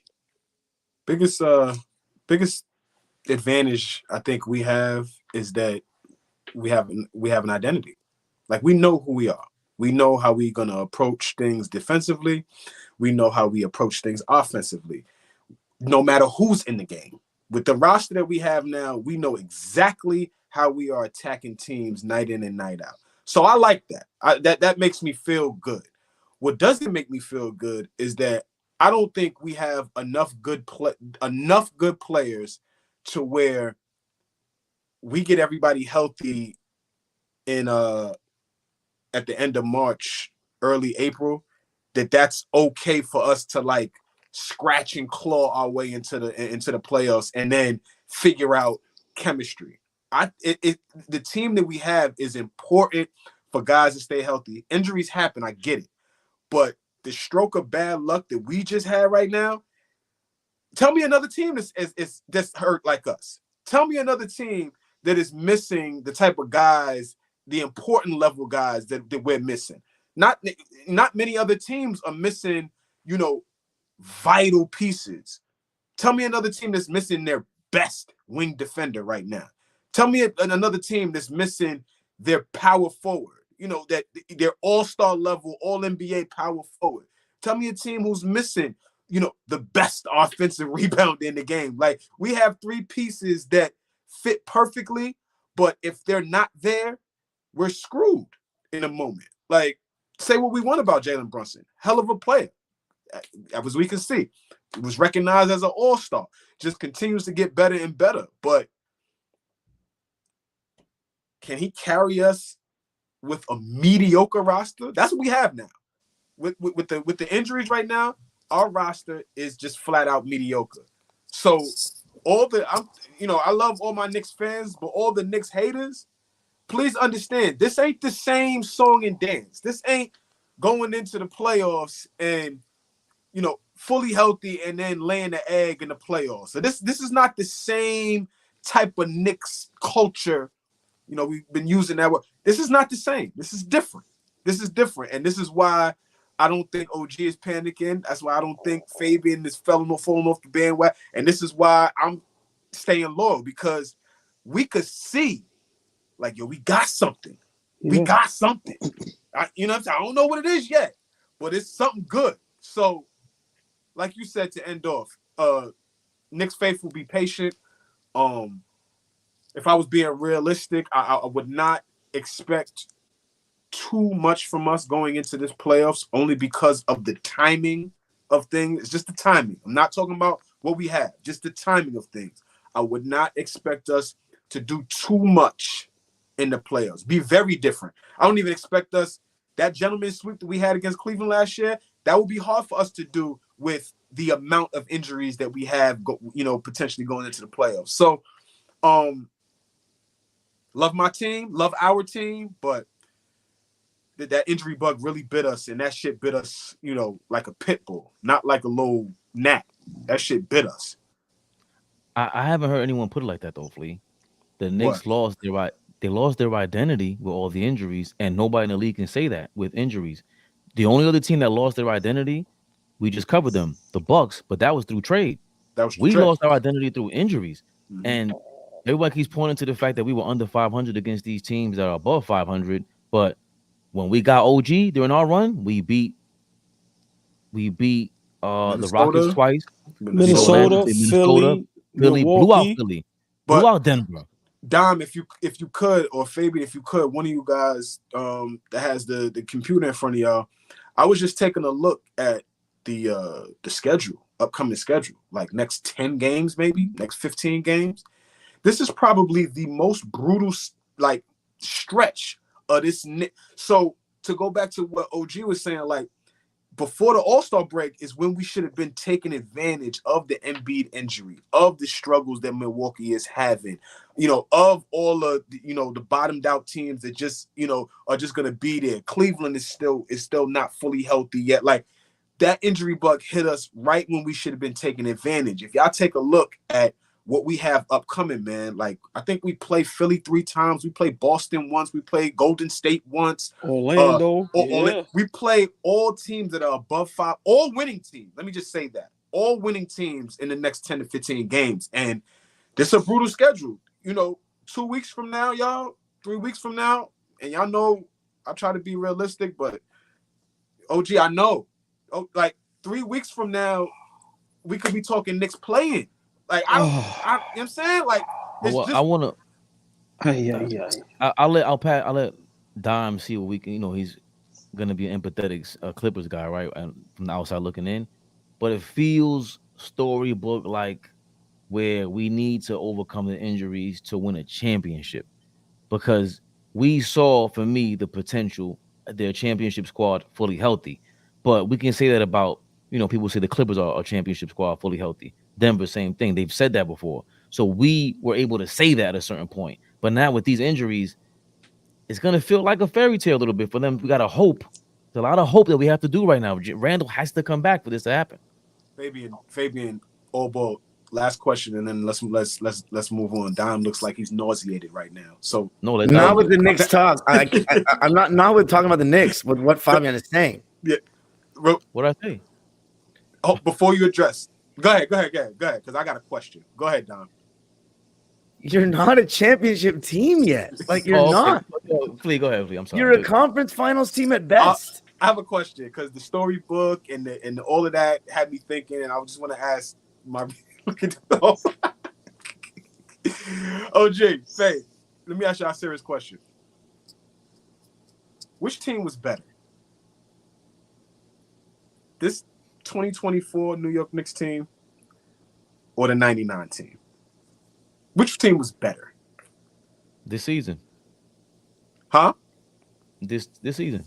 This 23 team was better than that 99 team. Yeah, there is no OG Anunoby in 99. Zero. Marcus None Camby. of that. He ain't no damn OG Anunoby.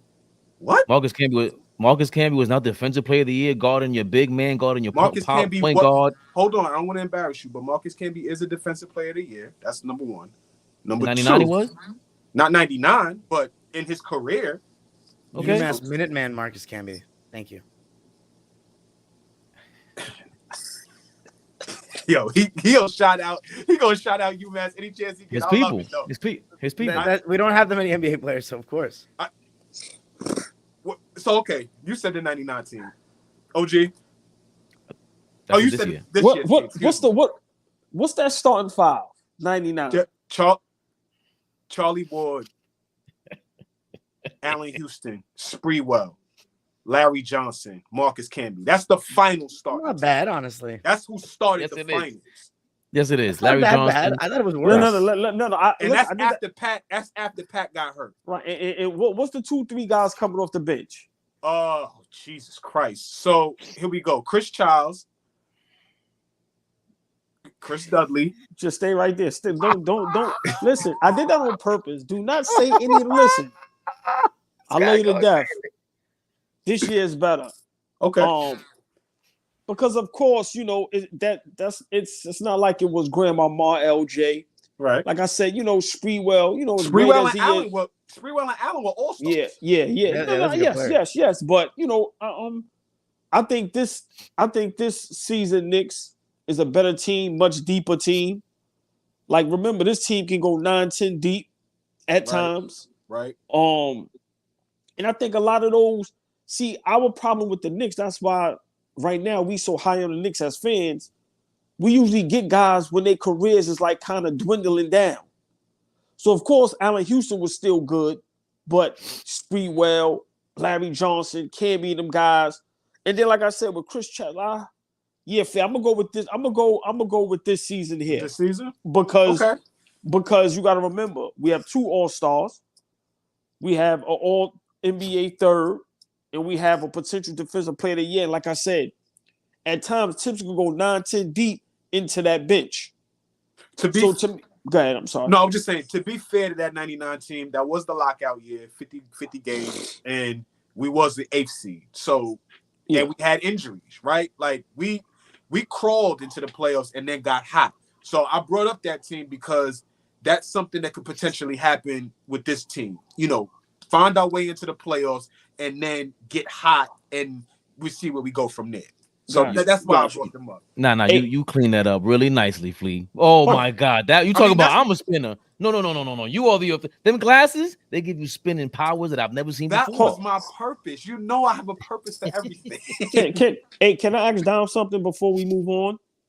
Because Dom said that very aggressive, right? He didn't like it, right? And he does that a lot, right? So Dom, you telling me that span of us being on fire, getting OG, if Randall doesn't get hurt and OG doesn't get hurt, and then we acquire Burks and Bogdanovich, we're not a championship team? No. Okay. Even with the loss of Embiid with Philadelphia and with the problems in Milwaukee. You'll just have you have a better chance of making the conference finals, and you'll finish 1 seed higher than I thought you would. So now you're going to be the 4th seed instead of the 5 seed because Philly will probably be the 5 seed.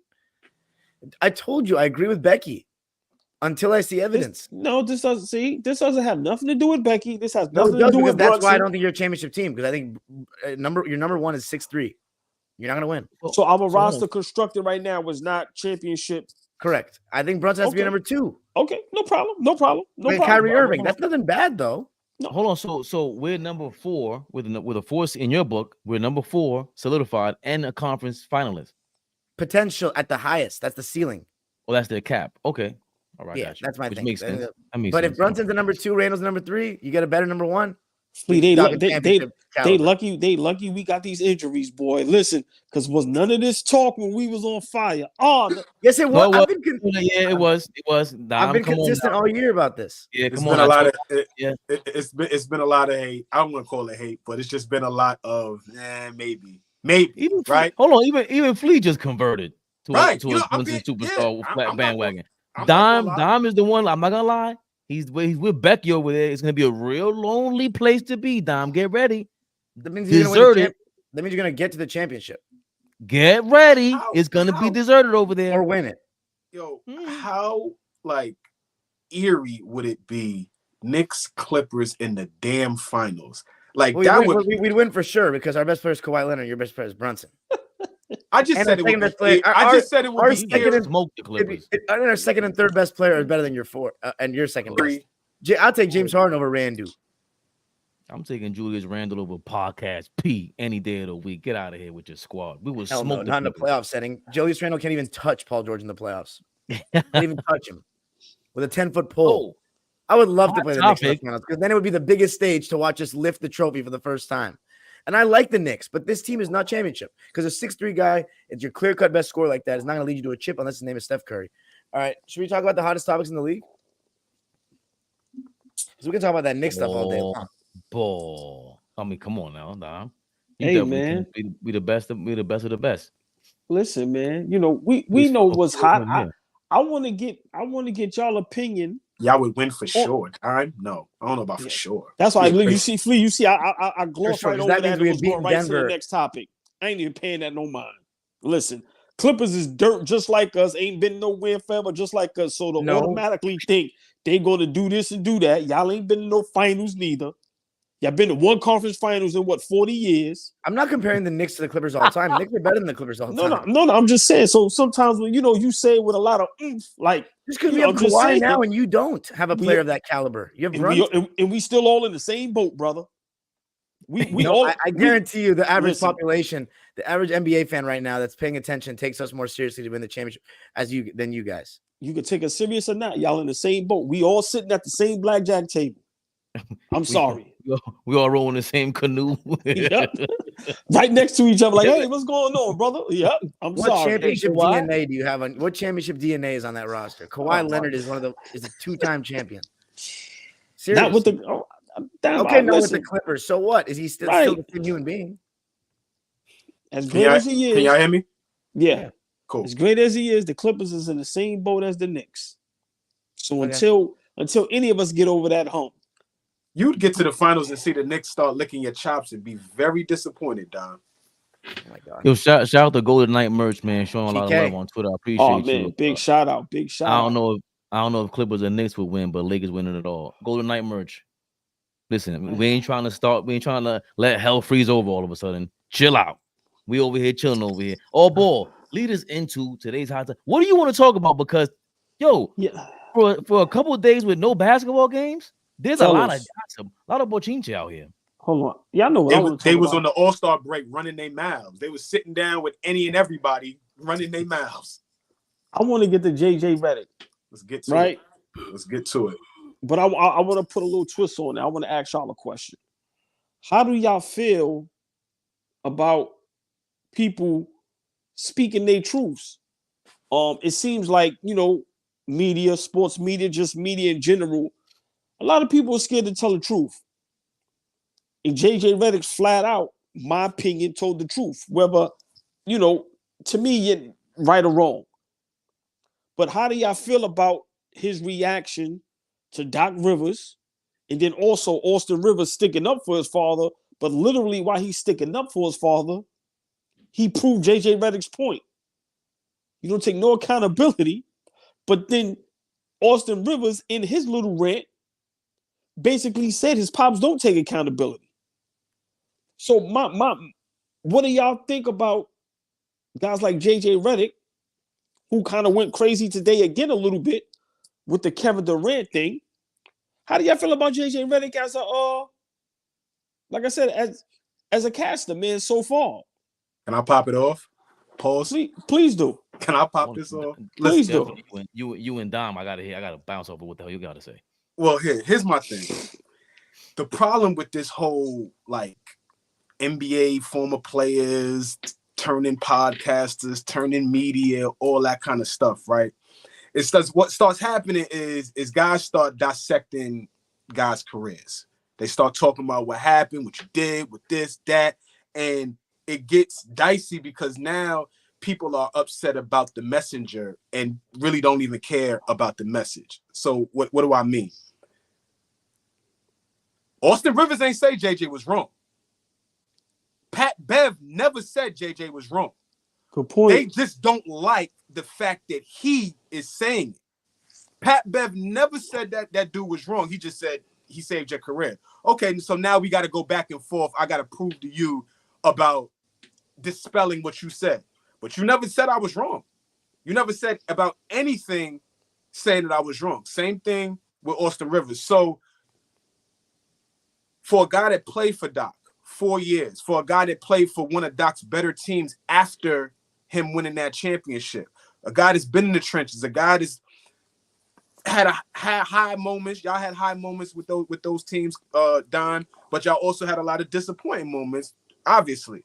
So if anybody can speak from that perspective on who Doc Rivers is as a coach, post his championship, the one that he rests on, I think it's JJ Redick. I don't think that we got to stop getting caught up in, you know, what did JJ do as a pro? Like, JJ was a pro. He got drafted for 15 years. A lottery pick. He was a lottery pick. So my thing is, like, how does that invalidate him because he didn't average 20 points? I saw Jerry West, and back when he was like playing against plumbers and this, and I think Jerry West's response was, well, didn't JJ only average 12 points a game? I mean, what does that matter? He's talking about what he saw, what it looked like. He went back and watched. And then for me, this is a guy who doesn't, in my opinion, he doesn't talk off the win. Like Pat Bev talked about, oh, should Doc look at playing you, go revisit playing you when y'all were up 3-1 and Houston, you know, walked them down during that series, right? JJ comes back with, well, let me show you my defensive numbers during that series and let you know, like, hey, I wasn't a liability. Let's look at some other things, right? So I just feel like they don't like the fact that he's a guy that supports how he talks with stats and numbers and things like that. All of his stuff is all encompassing. It's just not one thing. That's what I like about the dude. He grabs the eye test. He grabs statistics. He grabs facts. He grabs his knowledge of the game, and it comes all into one. And some people like it. Some people don't. Hold on, Dom, before you go, I just want to say this, and Dom should know about this because it's Clippers news.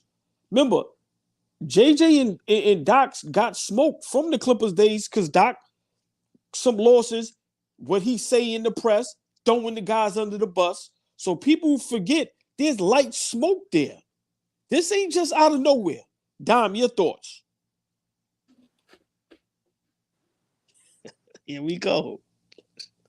I mean, Glen Rivers versus JJ, like this might as well be Hitler versus Stalin to me. Like seriously, like this is Biden and Trump. Like I hate them both. You could totally behind the line with Patrick Beverly and Austin Rivers. Yeah, he's right. I don't like the messenger. You shot 11 for 36 the last 3 games. Your defense against Harden wasn't bad. You shot 11 for 36. You have one job to shoot open shots. You got played off the floor by Joe Ingles. Glen Rivers deserves blame. I haven't heard anybody that his podcast fans defending him. He did take accountability on his podcast. Send me the fucking clip then. I want to hear it out of his mouth. Screw that fool. Screw who? Glen or JJ? Both. both. Okay. I'll tell you what, though. If I had a choice to have lunch with one, I would pick Glen, believe it or not. He respects the game overall more. JJ just likes this era in the last 20 years. I don't agree with that. I don't agree with that, Dom. Well, Fabian, did Fleeker respond as well? Your thoughts on guys, just because it's for me, I'm just being honest. It seems like people are scared to tell the truth or give their real thoughts without getting backlash. It's very rare that you see sports analysts or whatever they want to call them, former players.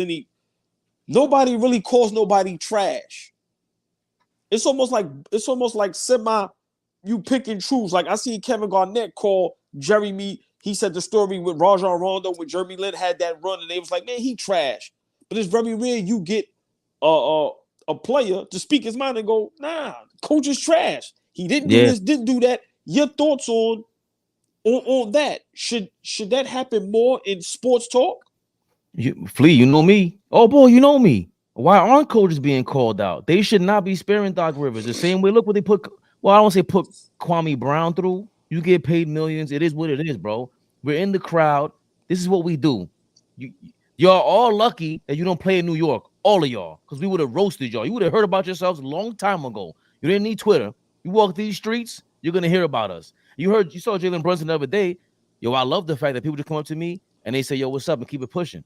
They ain't even trying to stop. You know why? Because we all think we're stars over here, and we will tell you about yourself. We're crazy. So I never even thought about it like that, old boy. The fact that a player gets to come out and finally say what we all say, because it seems like they're all scared to say that. Who has said Doc Rivers is garbage as a player? Nobody. And this is not like JJ Redick's first time saying this. Glenn Davis said that he had to go when he was still our coach. Josh Smith said he's garbage. But that goes to my point where I was. Josh Smith is better than JJ, by the way. I was gonna go. Who? Josh Smith was better basketball player than JJ. Why? Because he could dunk?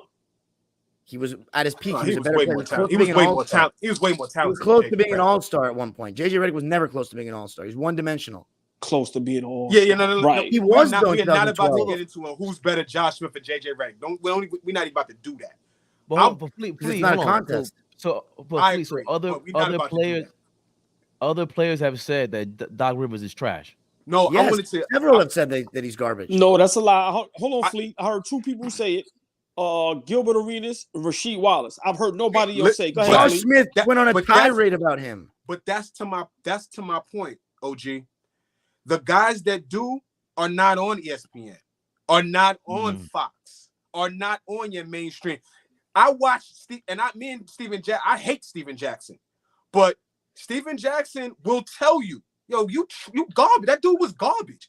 Steven Jackson had a segment with Colin Cowherd, and he's telling Colin Cowherd, I'm better than Ray Allen. Right. I might have been better than Vince Carter. Ginobili. I might have been better than Ginobili. Right? So there are guys out there that have no problem giving their not unsolicited because it is they asking for it, but giving their, just raw, uncut take on guys who they played against. Yes, the NBA is a fraternity, but there's some dudes in that fraternity that love to keep it real. But you're never gonna see them on the TV that you pop on and turn to ESPN or one of them. But when we do sit down and listen to some of these pods, like, yeah, Gilbert Arenas, you right, like you said, Gilbert will tell a dude he's trash quickly and will big up Moochie Norris.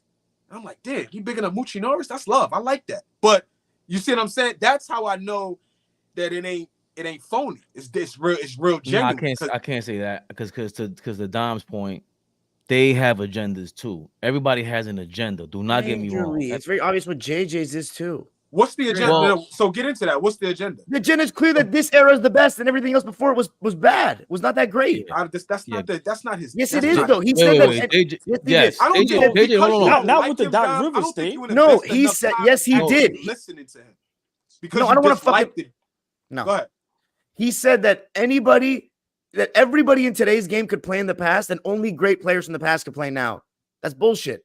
What Vernon Maxwell could play now? John Starks can make the NBA. But we talk about the Doc Rivers situation. John Starks make the NBA today? Ask yourself that. Yes. Hold on, But Dime, hold on. But that has nothing to, which is exactly your point, Flea. That's Malik what Beasley's Pat that Bev. much better than John Starks just because he's a better three-point Dime, shooter.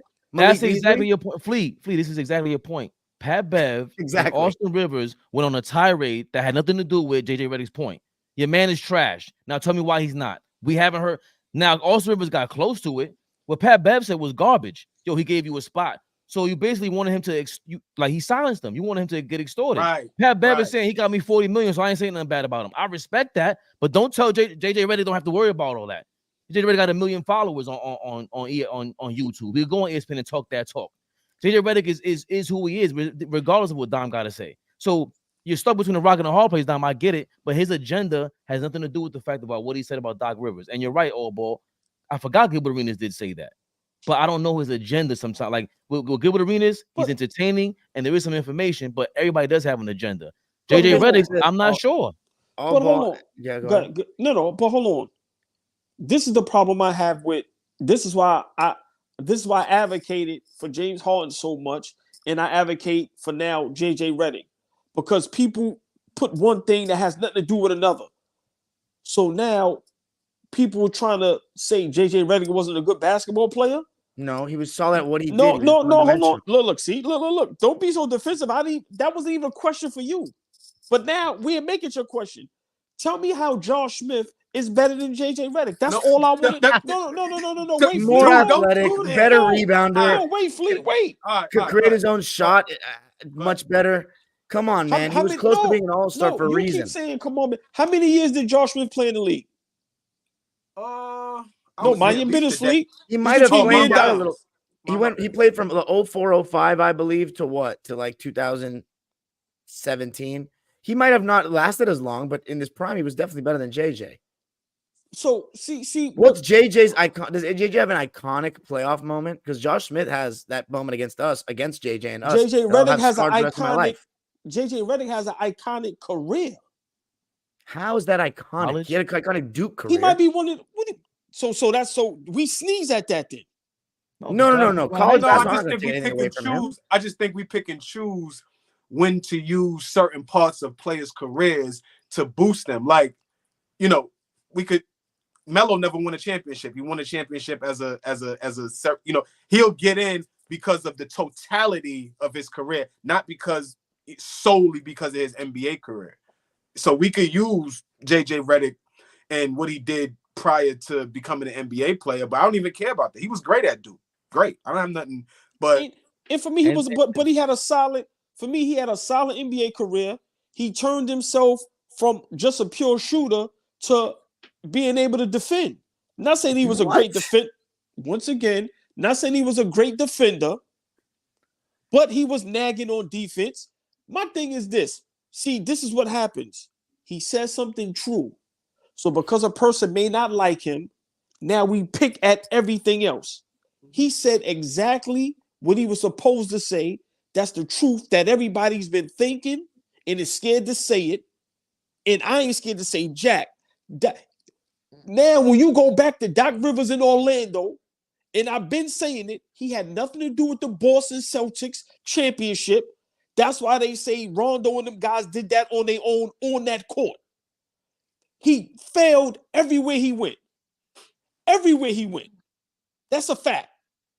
So him failing everywhere he went, and a player that played under him, pause, for however many years, and watch Doc Rivers throw them Clippers teams and them players under the bus, and JJ Redick had enough. Because once again, this man comes into a situation that's tailor-made for him, like his whole career, and he does nothing but fail.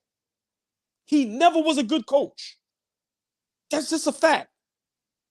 And to say JJ Redick wasn't a good NBA player, he played 15 years. He was decent. And for everybody just all of a sudden, oh, this, oh, that, nah, it's wrong. It's wrong. It's wrong. You don't last 15 years, get minutes, he might be one of the greatest Duke players to ever play at Duke. How do we sneeze at that? I mean, it don't matter. And that's not refuting everything you're saying, OG. It's just, I hate that you even have to do that for that guy. You shouldn't even have to do. We got to stop having to validate these. What he said was right. It's just, that's it. They ain't So gotta why? be okay. If he wasn't an all-star, he gotta shut the fuck up. No, he was a player that played, kept a job. It's not easy to keep a job in the NBA. I don't care what area you're in. It's not easy to keep getting calls to come and be a part of my organization. That's not easy. He did it for 15 years straight. So everybody needs to just be honest. I love the fact that Dom is just honest. I don't like him. So that's just what Nah, it is. but I disagree. I think Dime and these guys online, like I said, I've seen JJ Redick's agenda with the old school and stuff like that, but that has nothing to do with this. Because remember, Doc Rivers also, JJ Redick replaced Doc Rivers as the NBA championship color commentator for the same network. He has some risk to take when he's making a comment like that for the same network. If Doc Rivers had some more cachet, I don't think JJ Redick makes that comment. Not for nothing. I don't know about that. Because if Doc Rivers says, you know what? I'm not gonna take this Bucks job. And let me go back to that championship slot. If he had some cachet, he could bump JJ Redick potentially, but right now he can't. JJ Redick got some cachet and he's taking advantage of it, Dom. I don't see where yourself, Dom, no disrespect, Dom, and everybody else online who's just totally trying to like really belittle JJ Redick's playing career because he got something to say about Doc Rivers, who you don't even like. I really don't. I am trying to understand, where is that coming from? Why is it what they call an ad hominem attack on JJ Redick for why? I don't get it. Because you don't like him? You guys know how I feel about Glen Rivers. Like all the stuff that AllBall said, he's 4 years late to the fucking party. Have seen the agenda about Glen Rivers since we began this channel. You guys have all known. This is obvious. I don't know how he keeps getting jobs. Okay, so all right, now look at read this guy. JJ Redick was Mr. E saying that about legends of that game that helped the league grow immediately invalidates any opinions you have on basketball. No, it doesn't. No, and that's another thing. People get very arrogant about any. I've been wrong. You're gonna be wrong, guys. I hate to break whoever's in the damn comments. You're gonna be wrong today. I'm always wrong. You're gonna be wrong. And it's not gonna really. That's really the problem. That all these guys never want to be wrong, and they want to like even and including JJ Redick. Don't get it twisted. He's another arrogant dude. What do I always say to you, Fabian? What do I always say to y'all? Like, yeah, we take what we say very serious because, you know, we enjoy rapping with each other. But I don't take myself too serious. You know what I'm saying? Like, off the screen, even in real life, when I'm, moving in real life, I don't take myself too serious. Like, I'm not devoid of saying, hey, you could have did that better. You know what I'm saying? I'm not devoid of laughing at myself. I'm not devoid of saying, hey, you know what? I was wrong about cat, dog, mouse. You know what I'm saying? Like, I'm not afraid of that. People in the comments and most people, they're afraid of not, they take themselves too serious. I know everything about the game. Shut the hell up. No, you don't. You're going to be wrong at some points during this journey. It just is what it is. But Fleet, I'm sorry, and one of y'all will go after this. Saying that about legends immediately invalidates any opinion you have on basketball. That's goofy, Mr. E. You're goofy for that. The fact that we're looking for any single moment to invalidate someone is crazy to me. I swear to God, you could never be around me in real life. Forget about this is the internet, bro. You come around me talking like that, I will laugh at you personally. But like I will before it becomes a little bit more physical, whatever, bro. Get away from me. Invalidate. Who do you think you're talking to like that? You're the government? What are you talking about? Invalidate. That was crazy. That's nuts, Dom. I mean, like I said, for me, I just like, when guys speak their mind. And like I said, those are two grown men. His son didn't have to. But Dom, like you said, there is an agenda with everywhere. It's no coincidence. ESPN got his son up there, and then they're going to ask him that question. So for me, it's agendas everywhere. I don't care about none of that. My whole thing is he said something that was true. If you notice, nobody said nothing. Nobody came to Doc Rivers' defense. Right, exactly. My thing is, I like JJ Redick on TV. Yeah, sometimes he comes off a little smug and he's a little ignorant and all that. But at the end of the day, everybody can't be kumbaya because nobody's telling the truth. Nobody else is going to say on national TV, Doc Rivers is a bad coach. Maybe we'll say it. They watched these. They played the game and watched these dudes who didn't play. And I'm talking about on their level, not play period. I'm talking about the NBA level. Like I get that distinction.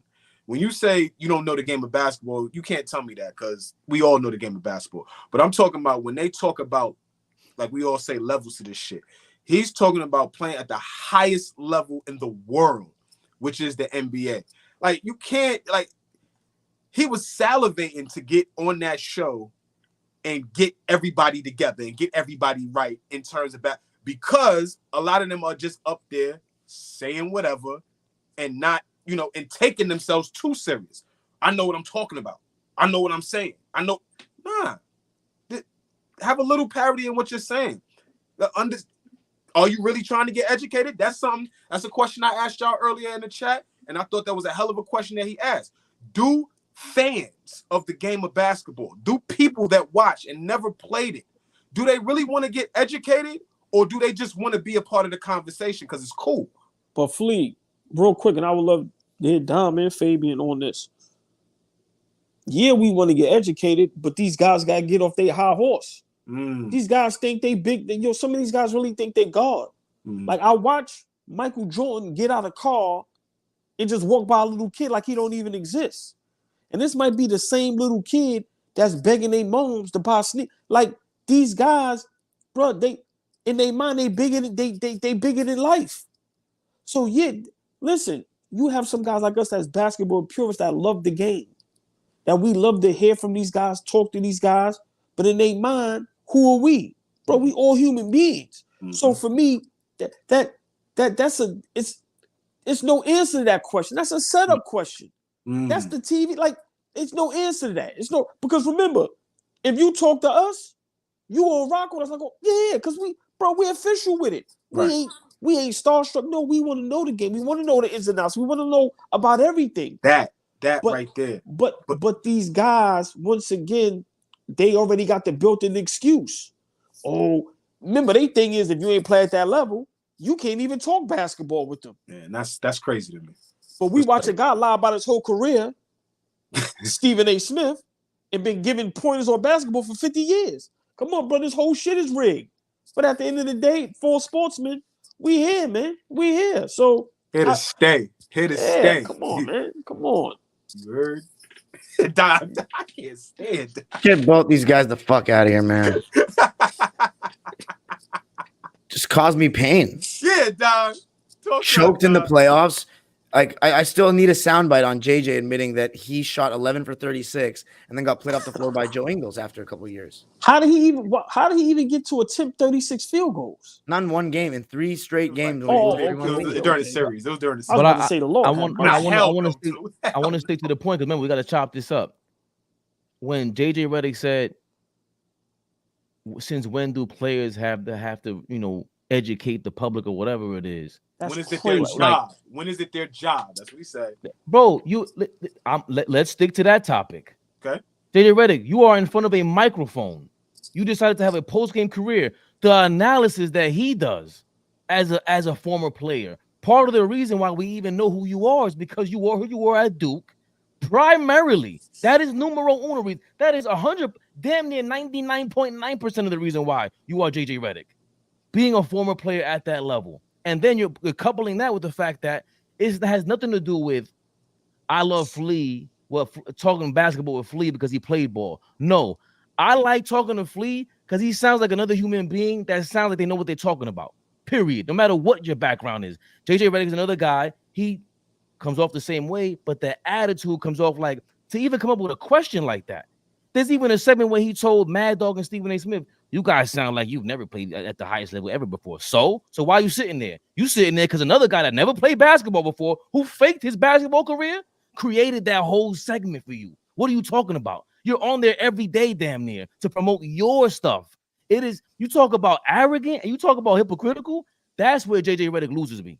No, you cannot talk like that. Apparently he's never been wrong in his life. He's the savior of NBA media. He's the second coming of Christ because he knows the modern game. That's right.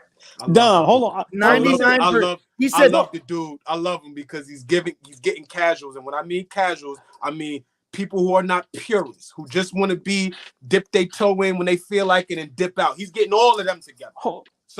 He don't be talking to us. Just remember that. He's getting the people together that want to be down, but ain't really down. Let me say this before I forget. y'all know me. I laugh at myself, man. I keep telling y'all, if it ain't fun, I don't want to be part of it. I'm not here to be right. I'm not here to be wrong. I'm here to have great basketball sports talk with good people. That's it, right? But the majority of the world have this thing where they say, you know, if you ain't play at that level, you shouldn't be able to talk basketball. Whether it's NBA players, whether it's whoever, right? These same people got Kaiser Soze. So all the geniuses, all the guys at this level, Michael Jordan is texting Stephen A, who Kaiser Soze the whole thing. So all these years, y'all been taking advice from a guy that never played. But y'all is the same guys that got the nerve to tell me and anybody else we ain't play at that level, so we shouldn't be able to talk basketball. How smart are y'all? JJ Redick, you sitting next to a person that ain't do near nothing on the court. Come on, bro. Cut the jokes. Cut the jokes. We all human beings. But y'all all got duped. And I love it. Come on, man. You can't make this up. So all you guys that play at this level or want to talk all this and all that, listen, man. How do you feel getting Kaiser Soze by the GOAT, Stephen A. Smith? A Flea, Dom, Fade. He lied and got a over $100 million contract and got all these niggas thinking he's the guru of basketball. Come on, man. You can't make this up, man. Go ahead, man. Y'all gotta have it, man. Flea, Big Queens is in the building. Yeah, Big Queens is in the building on Queens, ESPN every Big single Queens, day. Big Queens, At Big Disney Queens on never Smash. Big Queens never the little one. You mean? Like, so So- yeah, listen. But what is Flight and Dom? I don't know if you taking part now already in that topic. What do you feel about someone saying that? When was it a responsibility for a player to educate us? And I wanted to that's touch on that. I think, like, and you got on your spin shit, and that's fine. I'll let you cook, but let me help you how you spun it. He was talking about, he said, that's our job now. Yes, that is my job now. As an analyst, as a guy that's on TV now, that is my job. Stephen A. Smith, that's your job. Mad Dog, that's your job. Whoever comes on these platforms, that's our job now, because this is the space we in. But is it Kevin Durant's job to combat? And I'm asking, I'm not saying I'm an advocate for either or. I'm asking you, Fabian. Is it his job, since he does engage with the masses, when somebody says you're not the GOAT or you're soft or something like that, at that point, is it his job to educate them on the game of basketball, or is it his job to show human emotion? I think it's his job to do whatever he wants to do. He afforded that with the DNA lottery that he won. That's cool. But when you are JJ Redick and you're saying exactly what you just said, who is JJ Redick beefing with today? Austin Rivers, right? A former player, so he's in the same position as JJ Redick. But who's the other guy he was beefing with today? That's going back and forth with him. Pat Bev. Who's currently playing in the NBA. So Right. if you're telling me that he's not supposed to be educating you, and he's doing the same exact job that he will be doing post-career that he's doing now, and you're telling me he's supposed to be absent of the educational part, that makes zero sense to me. You will lose credibility on whatever you're trying to do if you start off now by being a clown. Did you hear what I said? I heard what you said. You're saying should KD, should he be telling us him being his Current real emotions players that have podcasts, should it be centered around educating the fans on the game of basketball? That's what I'm asking. Oh, they could no. He said that if you are done with your career, then it's your responsibility. It's our responsibility to do that now because I'm done with my career. Pat Bev is not done with his career. Podcast P is not done with his career. Trae Young is not done with his career. Draymond Green is not done with his career, and they're all sitting there educating us. I don't want to hear that. Specifically Kevin Durant then. No, because you go on JJ Redick's podcast, whether you like him or not, you're gonna walk away with feeling educated about the game. Same thing with Draymond. Same thing on certain occasions with Paul George's podcast. A lot of different guys. You will leave like, okay, I learned something and was thoroughly entertained. What I'm saying is when they are engaging, because that is how the conversation started. It started with Stephen A. Smith saying, instead of you, Kevin Durant, being so defensive anytime somebody is questioning you about your game, especially the fans, you should be taking that opportunity to help them learn the game. And that afforded a response of JJ Redick saying, why is it his job now to teach them the game? That's how that happened. So right, but I don't want to confuse. But hold on. But before we go, Ball, but you're answering my question, because if you want to do anything outside of that and be an entertainer, Shaq showed you that already. If I want to do something else, I'll give you a rap album. I'll do a movie. I'll do everything else but do a podcast where I'm engaging with people about long form speech, long form talk, where we talk about the game. You're not inviting podcasts. We had Brian Shaw on this podcast. That was crazy. Penny Hardaway played Kobe in high school. Yeah, that was for me to hear about that is amazing. I wouldn't have learned that if I didn't watch that. If it was podcast P, who I don't even care for, but I saw Brian Shaw, saw Penny Hardaway, saw Kobe Bryant in the headline. I'm pressing that. I wouldn't have got that if they weren't taking that approach that JJ Redick claims they're not responsible to do. But meanwhile, they're calling themselves a podcast. He's out of his mind on this one. Nah, it's not their job, but that's a benefit. But lucky, real quick, you lucky fans, because these niggas don't have to. But real quick, Flea, they don't have to. It's just another bag. Hold on. Right. But with the Kevin Durant thing, like, did you see how he explained why he should be named in the GOAT conversation? Yeah. Okay, now the way he said that was beautiful, right? Mm-hmm.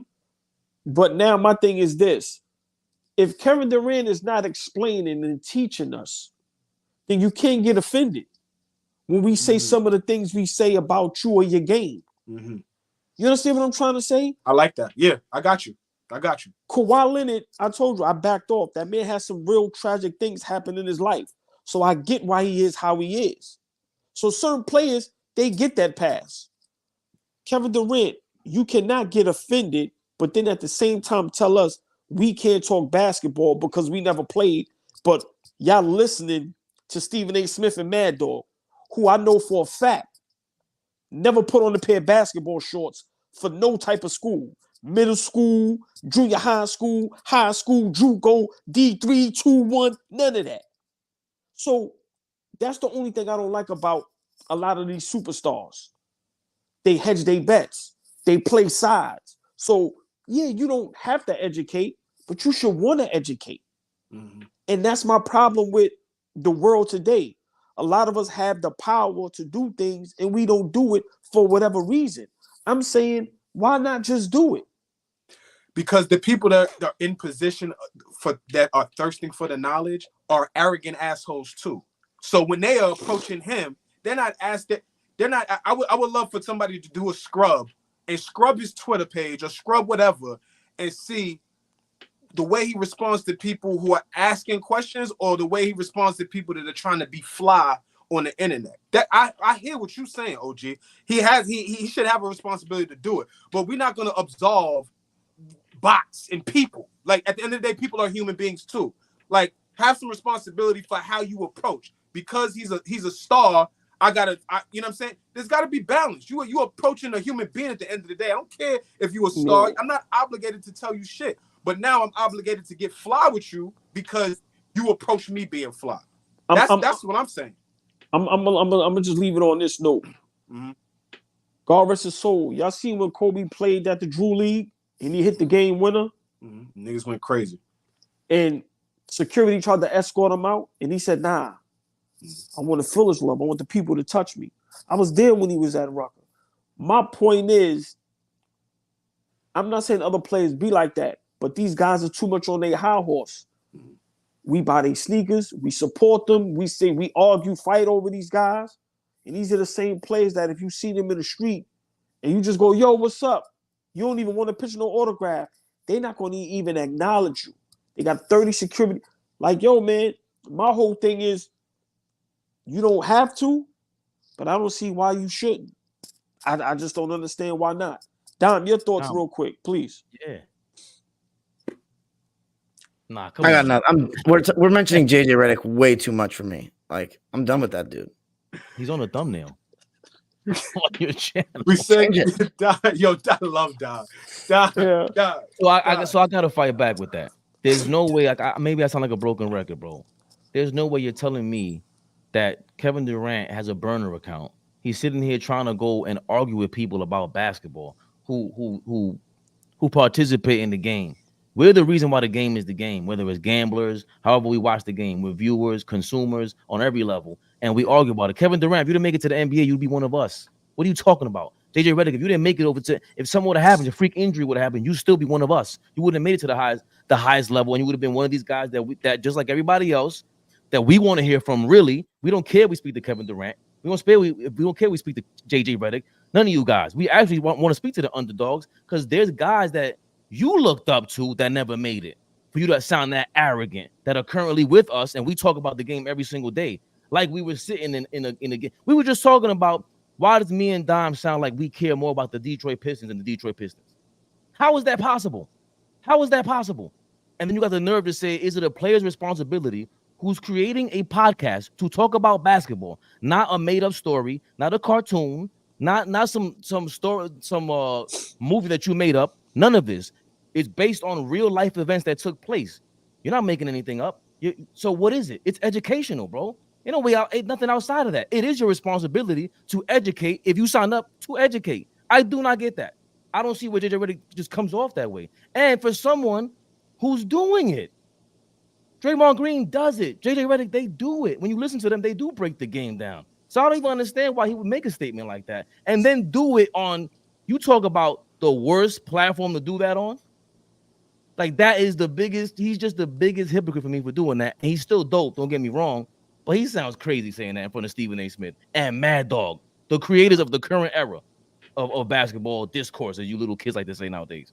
I enjoy reading comments, right? I enjoy reading. So I enjoy reading comments. I enjoy seeing how, people interact on these socials. Just, you know what I'm saying? Just in my spare. And, you will be surprised. And you wouldn't be surprised. Y'all know. Everybody thinks they know a ton. Everybody thinks they know a ton. Right, so come on. Like, let's give it a buck, right? We all know. We know everything, for sure. Come on now. Like, everybody thinks they know a ton, and nobody in the comments is going to say it with any humility, right? It's going to come out real, thumping my chest, braggadocious, bravado. You know what I'm saying? It's never going to come off as, well, this is my view. However you word it, it's never going to come off like that. So, I'm in the middle with that. I'll be honest with y'all. Like, I'm a fan of the game, purist like the four of us. So we're invested. We love this. So, we're going to spend time and come on here and not, talk out the side of our mouth. But there are more of them than there are us. And who I mean them is the ones who, one, take themselves too serious, think they know everything about the game, and will speak like they know everything about the game, and will try to refute guys that played at the highest level. That's just really my point. I ain't really talking about us. The guys at the highest level got duped by Stephen A. Smith. They be calling him too. All y'all geniuses, all y'all guys that, like I said, I'm going to the grave with that. Yo, don't ever tell me since I ain't played that level I can't talk ball when y'all got duped. That's hilarious. I gotta run. I will talk to y'all soon. You already know. Be good. Good to see you soon. All right. Yes, sir. I know we about to get out of here anyway. You already know. I know Fabian got to get ready to go to work. Dom, you good up there?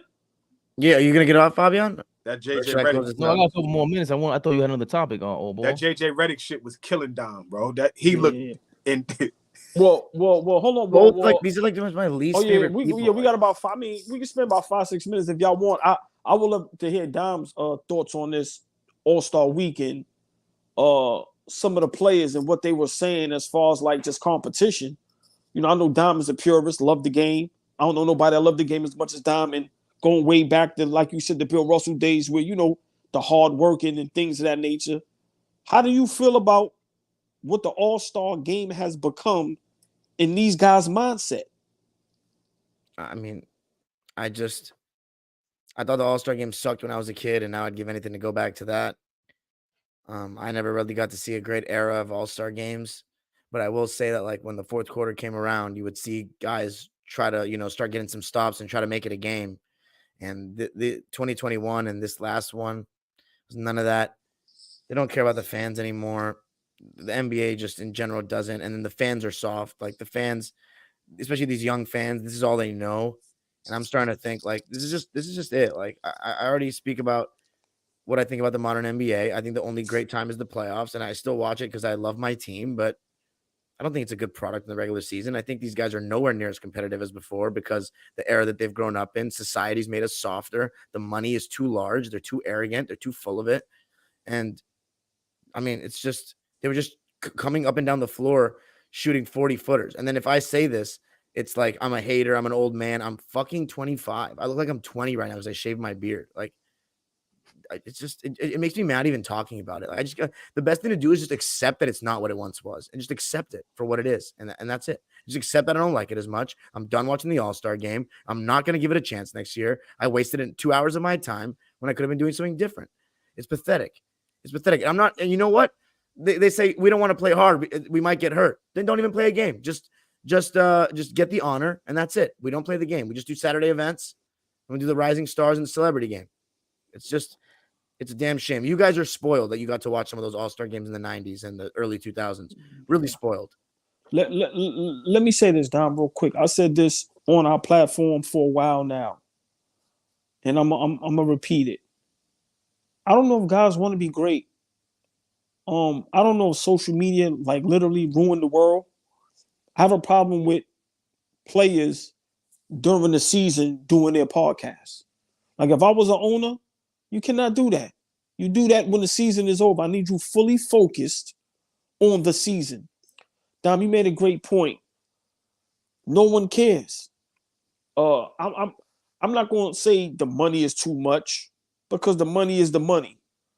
And, a game that we played for free, the money shouldn't change your passion. It shouldn't change your mindset. It shouldn't change you wanting to be great. These guys don't care about being named with the legends. They don't care about their name being in the history books. They really don't. It may be a handful, maybe. I don't want to name no names because it's going to seem like I'm a hater or I'm leaving somebody out. But I don't know what they playing for today. I really don't. Jason Tatum was talking to Malika Andrews the other day, and she asked him who's the best player in the NBA, and he said me. And it's just like, I get that you always want to be the best, but it's like, yo, bro, what's the agenda? What kind of games you playing? You know you ain't the best player in the league. What's wrong with that, though? He might win a championship this year. If he does, and he wins it, why not? All right, this year, before Embiid got hurt, is he better than Embiid? And that's the regular season. But if I was Jason Tatum, I said I were Jason Tatum, though, I would say in the playoffs, I own Embiid. And he should say that. But that's not the point, Dom. You guys take the regular season too seriously, then. No, Dom. He's not the best player in the league. It's not even close. He's not even close. Jokic is. But I don't mind him saying. And we're talking about the regular season. We're not talking about the playoffs. We're saying right now who's the best player. No, it's not. You guys don't understand that when someone asks somebody who's the best player in basketball, it's not about who's having the best regular season. It's about who they think. If you put everybody and say, try your hardest, who's the best player? Who's the most impactful player? That is Nikola Jokic right now. Okay, no. That's your interpretation of it. Other people have different interpretations, and that's why we have this conversation. Let's ask the comments then. When someone asks, do you think Dom, SGA, Embiid, Giannis, Joker, Luka, he's not better than none of them right now. He's not. You think SGA surpassed Tatum as a basketball player? Right. We talk about right now. I'm not talking about last year. I don't think just because SGA is having a better season doesn't mean he's better at basketball to me. I think this is a difference between. I think James Harden in 2018 had a better season than Kevin Durant. Was he better than him? Not in my opinion. Right now, MVP, if they stopped it today, right now, who's your MVP right now? It's a good question, actually. I would say it's either Jokic or SGA. So how is SGA right now not better than Tatum? Because the MVP is a regular season-based award. It's not about who's better at basketball. Jokic is the best player in the NBA. Okay, so then Tatum is not. That answers the I know question. Tatum is not, but I don't mind him saying it because he's like top 6 or 7. So why not? Like if Luka got asked the same, he should say him too. Okay, but Joker wouldn't say that, and he's still the best. The point Joker is that should he's. say it. I know he's I too get humble. that, but that's not the point. So you guys are think saying AllBall- Tatum's arrogant? No, No, the point that's not what is these guys is doing. I'm gonna let Fabian go. The point is these guys is doing things for clicks and likes. They're caught up on social media. They don't care about winning. That's just a fact. They don't care about championships. They don't care about legacy. They don't care about none of that. I Everybody got disagree their that Tatum doesn't care about legacy. okay. All He right. wants to win a championship for Boston. Okay. Well, go out and win it. You done had ample opportunities. You got the right crew. There's no excuse. Go win but it. AllBall. Let me ask you a question. With Tatum, do you think he's failed because of not trying, or do you think he's just, he's going through the growing pains of being a young superstar? He's not like he doesn't try. both. Dom, You think he doesn't try? Dom, hold on. So, all right, so hold on. Let's stay here. Tell me what player would not get no type of feedback or pushback. You've been to the finals twice, been to the Eastern Conference, had great teams. He's been once. Good coach. They've been in the finals once? Once. Okay. 2022. And right. And how many times they've been to the Eastern Conference Finals? With Tatum? 3 or 4. Right. They didn't have Kyrie Irving. 4 Now times. they got Drew Holiday. They got Porzingis. They get good coaches. They get everything they need. Who gets as much as Jason Tatum with the Boston Celtics every year and come up short? Kevin Durant? Okay, and what do we do? What do we say about Kevin Durant? I agree. Just Tatum is 25 years old. He's, how many? I always say this. How many number ones at that age have won? Not many. So you're saying that doesn't mean that he doesn't care about winning. He just hasn't won yet. Yeah. And these I think dudes don't care about winning. I think he does. I mean, he's very available. His effort is pretty good almost every year. And I think that he wants to win for Boston. There's a lot of pressure when you're a star of the Celtics. You saw how touched he seemed to see Larry Bird. That was pretty cool. I never met him. But that's the reason why, again, pressure is all we talk about when it comes to Tatum, and he always succumbs to it when it matters most. So Last I year don't he want was to that stress bad to you? in crunch time for me with Jason Tatum, and He didn't get it done. He didn't get it done. It doesn't matter how good or bad he was. Didn't get it done. And I these agree he teams didn't get it done. yeah, and I'm sorry to keep cutting y'all off, but come on. Look at these teams he's had. They've given him everything he's wanted and needed. There's no excuse. That's all I'm saying. He only should have gone to the finals and fell short really 1 year, and that was last year to me.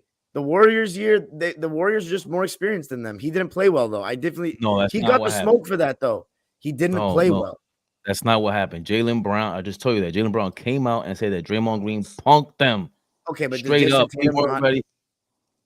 Jason Tatum was there. He succumbed to it, bro. Like it's again, you're talking about pressure. You're talking about the intangibles that we always speak to. It's not just about skill. It really isn't. Like there's no way Kobe should be better than Tatum. Right now, there's no way you take Tatum over Kobe. You just don't, because that's everything to do with intangibles. Kobe Bean Bryant, correct. Tatum to me is more talented, more skilled, but he's not going to use it when it matters. He's taller. He's not more skilled. Are you insane? However, even with Kevin Durant, I had to concede, he can't be in the same ballpark as Kobe, because Kobe's going to lead your team at a certain point. He's leading you. All these intangibles. But Kobe at this age wasn't.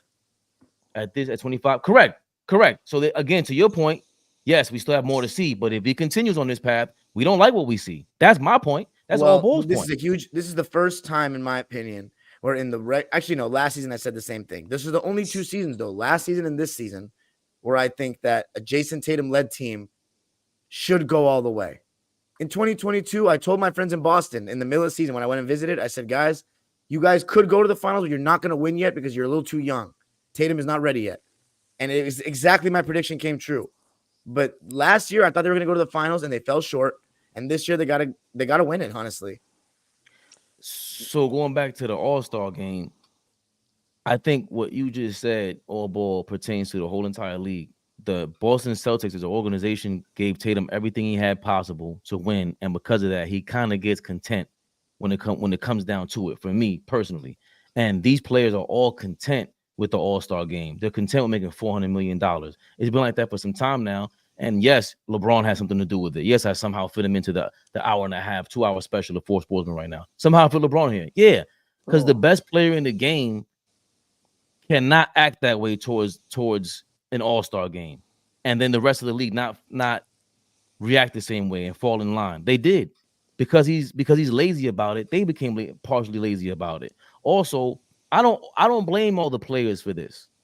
Like when Ant-Man said, "This is a break for me. This is a vacation time for me." I can't be mad if you're telling me the truth. We got to be mad at the fact that how come nobody's doing anything about this?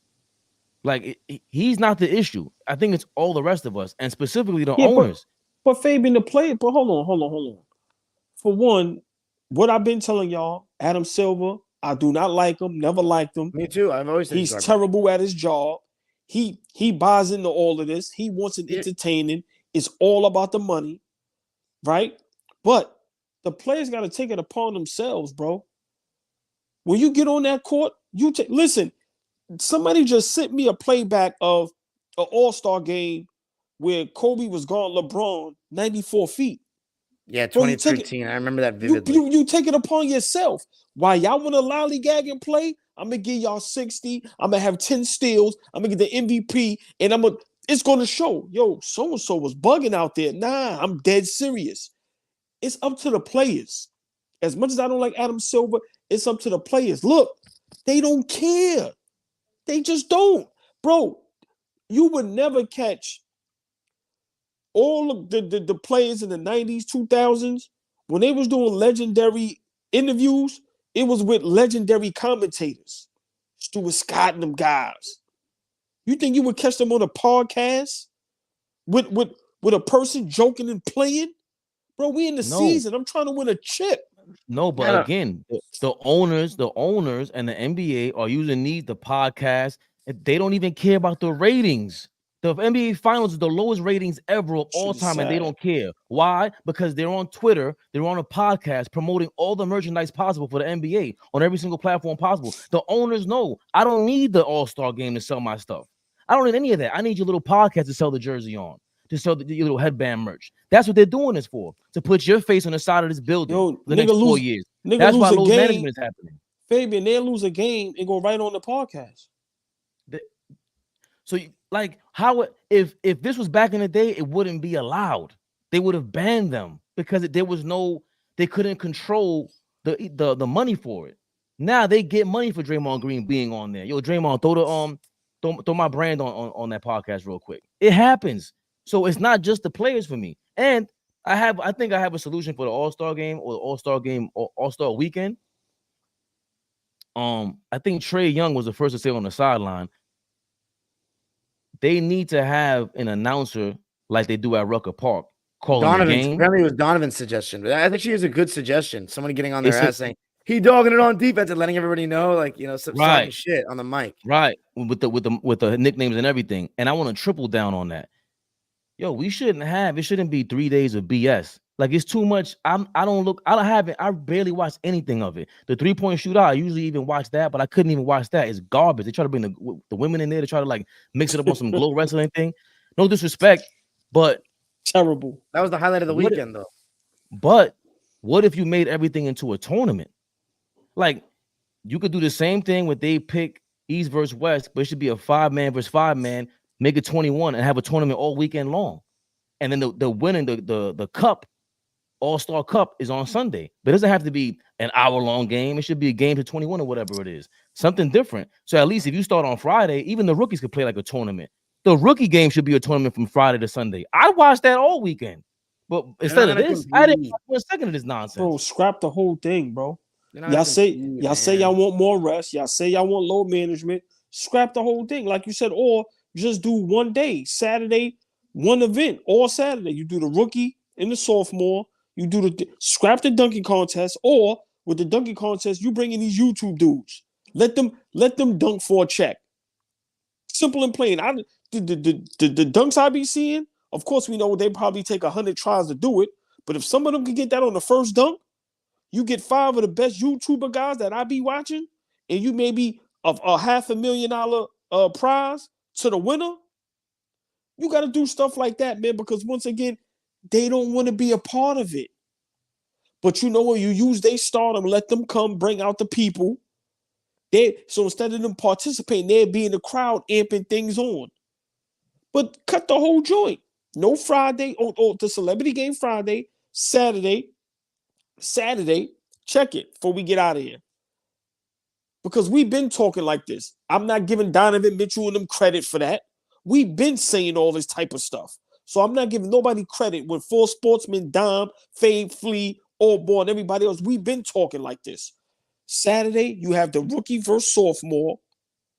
You do a 1-versus-1. And you do the 3-point contest. And you do the slam dunk contest with the YouTube guys. Simple.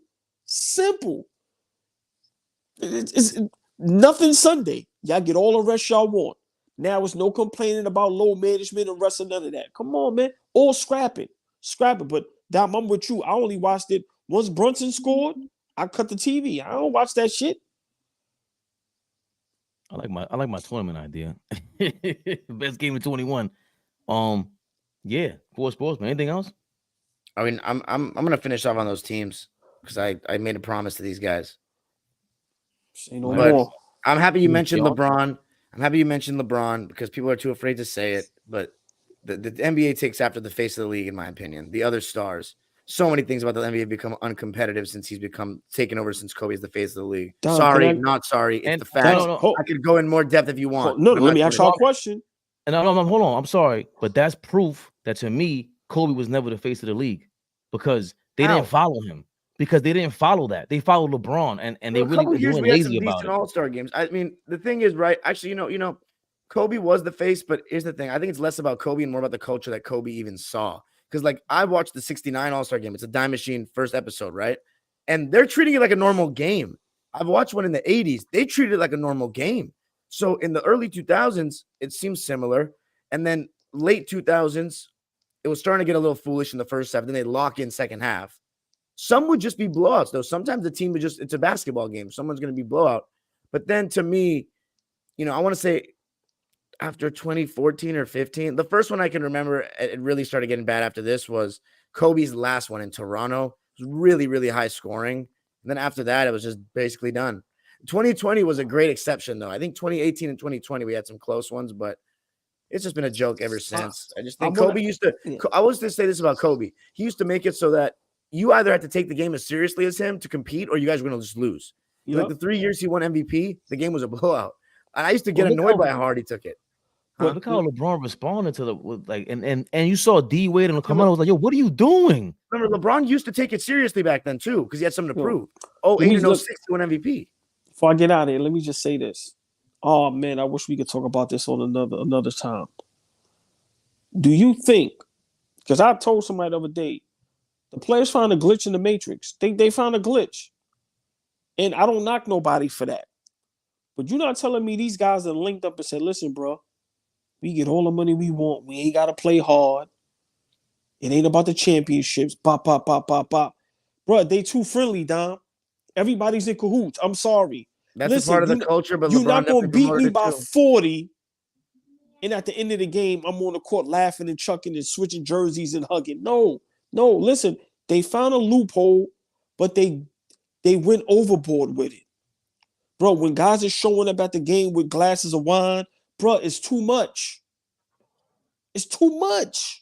But so you had a question with that? You say you wish you could speak more on it, or right? Because I don't want to pose a question because I gotta go. But I'm just saying, I think LeBron got together with all the best players, and they said we're gonna pimp the system.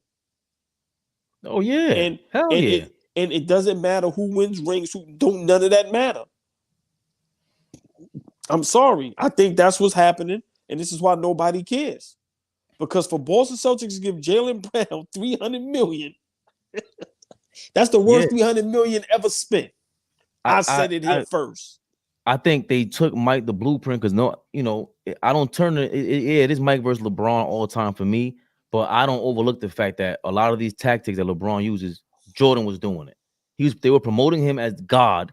And he would do, and he would have an embargo on Sports Illustrated and all these other companies. If you were a media company, you cannot speak bad about Michael Jordan. So having the agent that Michael Jordan had, and he had a couple of other players that have the same agent. LeBron took that and put it on steroids. Do I think that he rigged it to the point where he's like, yo, I want to be known as the best player ever, and the way to do that is to be promoted that way? Yeah. Yo, and then you have Jaylen Brown taking $400 million because he's not going to play with. They can do low management and still get paid, bro. There's no penalties for nothing. They could not play defense and not get punished. Yeah, but see, that's the same. I'm going to make the same statement all the time. Steph Curry sitting there in the press conference saying, "Bro, I want to play." They're sitting me down. The medical staff, the owners, they sat me down. I want to play. So the owners, like I told you, you heard what Kevin Garnett said though to that, right? I don't care what Kevin Garnett said. Kevin Garnett didn't play in this era because he didn't play in this era. He's not playing in an era where the owner's saying, "Yo, we're gonna sit you down because if we don't, we're gonna lose you for the next 4 or 5 seasons." They're using Kawhi Leonard too, bro. We're signing you for 3 seasons, like Don was and Fleet was always saying. We can't go into this new stadium without these faces on the side of the stadium. And the only way to guarantee that is load management. I respectfully disagree because Kevin Garnett, who played at the highest level, said it himself. And I don't know if Kobe said it, but Kevin Garnett for sure said it. If I want to play, I'm playing. Ain't nobody stopping me from playing. These guys don't care about winning. They don't care about none of that. That's just a fact. And I don't want to say names because it's going to sound crazy, but put it like this. I'm saying 99.8 don't care. That's a fact. That's a higher number than I was willing to go. I'm not going to go that far. I'm going that far. I'm sorry. I'm not going to push back. Fuck it. Yeah. Listen, man. For Sportsmen. Peace, AllBall. You have a good night. All right, ladies and gentlemen. 7 o'clock. We're going to talk. Fabian All right, Fabian. Yeah. I might jump on if I'm in the car. And he would. I'm going to take the rest. On the 76ers. Boom. All right, guys. We're talking Philadelphia 76ers now. So for the remainder, we're going to finish up talking about all the East teams. Remember, these are all going to be time-stamped, so you'll have all the info from me. Let's talk Philadelphia 76ers. So they've had a weird season. Obviously, they traded James Harden, and they got Nicholas Batum, Robert Covington, and Mook. So the thing about Mook is he's played in 37 games. He's averaging 7 points. His three-point percentage is up to 40 this year, but he's no good. He's old and whatever. They had Patrick Beverley, traded him to Milwaukee, got Buddy Hield now, who's averaging 22 points in 4 games as a Sixer to go along with 7.5 assists, which is insane. Obviously, I think those numbers are going to drop, but having Buddy Hield is definitely a solid pickup. Now, DeAnthony Melton's averaging double-figure points this year, 12 points, but he's only shooting 39%, so that's something to watch. Kelly Oubre got off to a great start to the season. He's also averaging double-figure points with 14 a game, but his three-point percentage at just 32. And then you have a guy like Rocco, who's only played 26 games this year. That's pretty tough. You know, Robert Covington is somebody who, you know, we were expecting as Clipper fans to contribute big time this season, hopefully, but he ended up getting traded for James Harden, and maybe, you know, we got away with a bullet there. We dodged a bullet because he hasn't been healthy again. And then you got Nico, who hasn't been healthy either. He's played 31 games out of a possible 54. He missed 23 games. That would have been very problematic. So as good as Nico has been, and he has been good when he's played, you know, averaging only 6 points, but he's shooting 53% from the field and 47 from 3. He started in 27 games, so he's worked his way into that starting lineup. He's been pretty good, but the injuries have been tough. And then the real topic of conversation is that Joel Embiid was just insane before he got hurt. Just completely insane, averaging 35 points a game. He had a 70-point game to go along with 11 rebounds and 6 assists on the season, shooting 53% and 37 from 3. The guy was playing at another insane level. And I was saying that you got Harden out of the mix. You got Glen Rivers out of the mix. You're letting Tyrese Maxey flourish, and now he's been an all-star for the first time. He's averaging 26, 4, and 6 on 45% from the field and 38 from 3. The guy is averaging 26 points at that size. You know, he's got an amazing first step, great 3-ball. Now he's improving in his passing. He's been amazing. The thing is, and they have a new coach in Nick Nurse, who's I think used Joel Embiid in similar ways to Jokic now in the high post with guys cutting off of him, which is great, instead of just throwing it to Embiid and having a stagnant offense or just running a high pick and roll with James Harden. But The Sixers, I was really saying that they're going to go to the conference finals if they can avoid Boston in that second round, but then the injury news to Embiid. It's just super unfortunate, and I think now they're going to be in real trouble. Tobias Harris is averaging his typical 18 points, 51% from the field, but they're just in a really tough spot now, and I don't know, man. I think Embiid's, he tore his meniscus, so he's probably going to be out for the season. I know there's still a chance he could come back, but, they got Kyle Lowry now. We'll see how that works out. I was high on the Sixers. I had them finishing third, and they looked like they were going to finish third or maybe even second, but now we'll just see about that. Without Embiid, there's no chance really at all. But yeah, so sorry, Sixers fans. I think, even though the return for the Harden trade is looking like a loss right now, I think if those guys were fully healthy, mainly Robert Covington and Nicholas Batum, they'd really help the team complimentary-wise.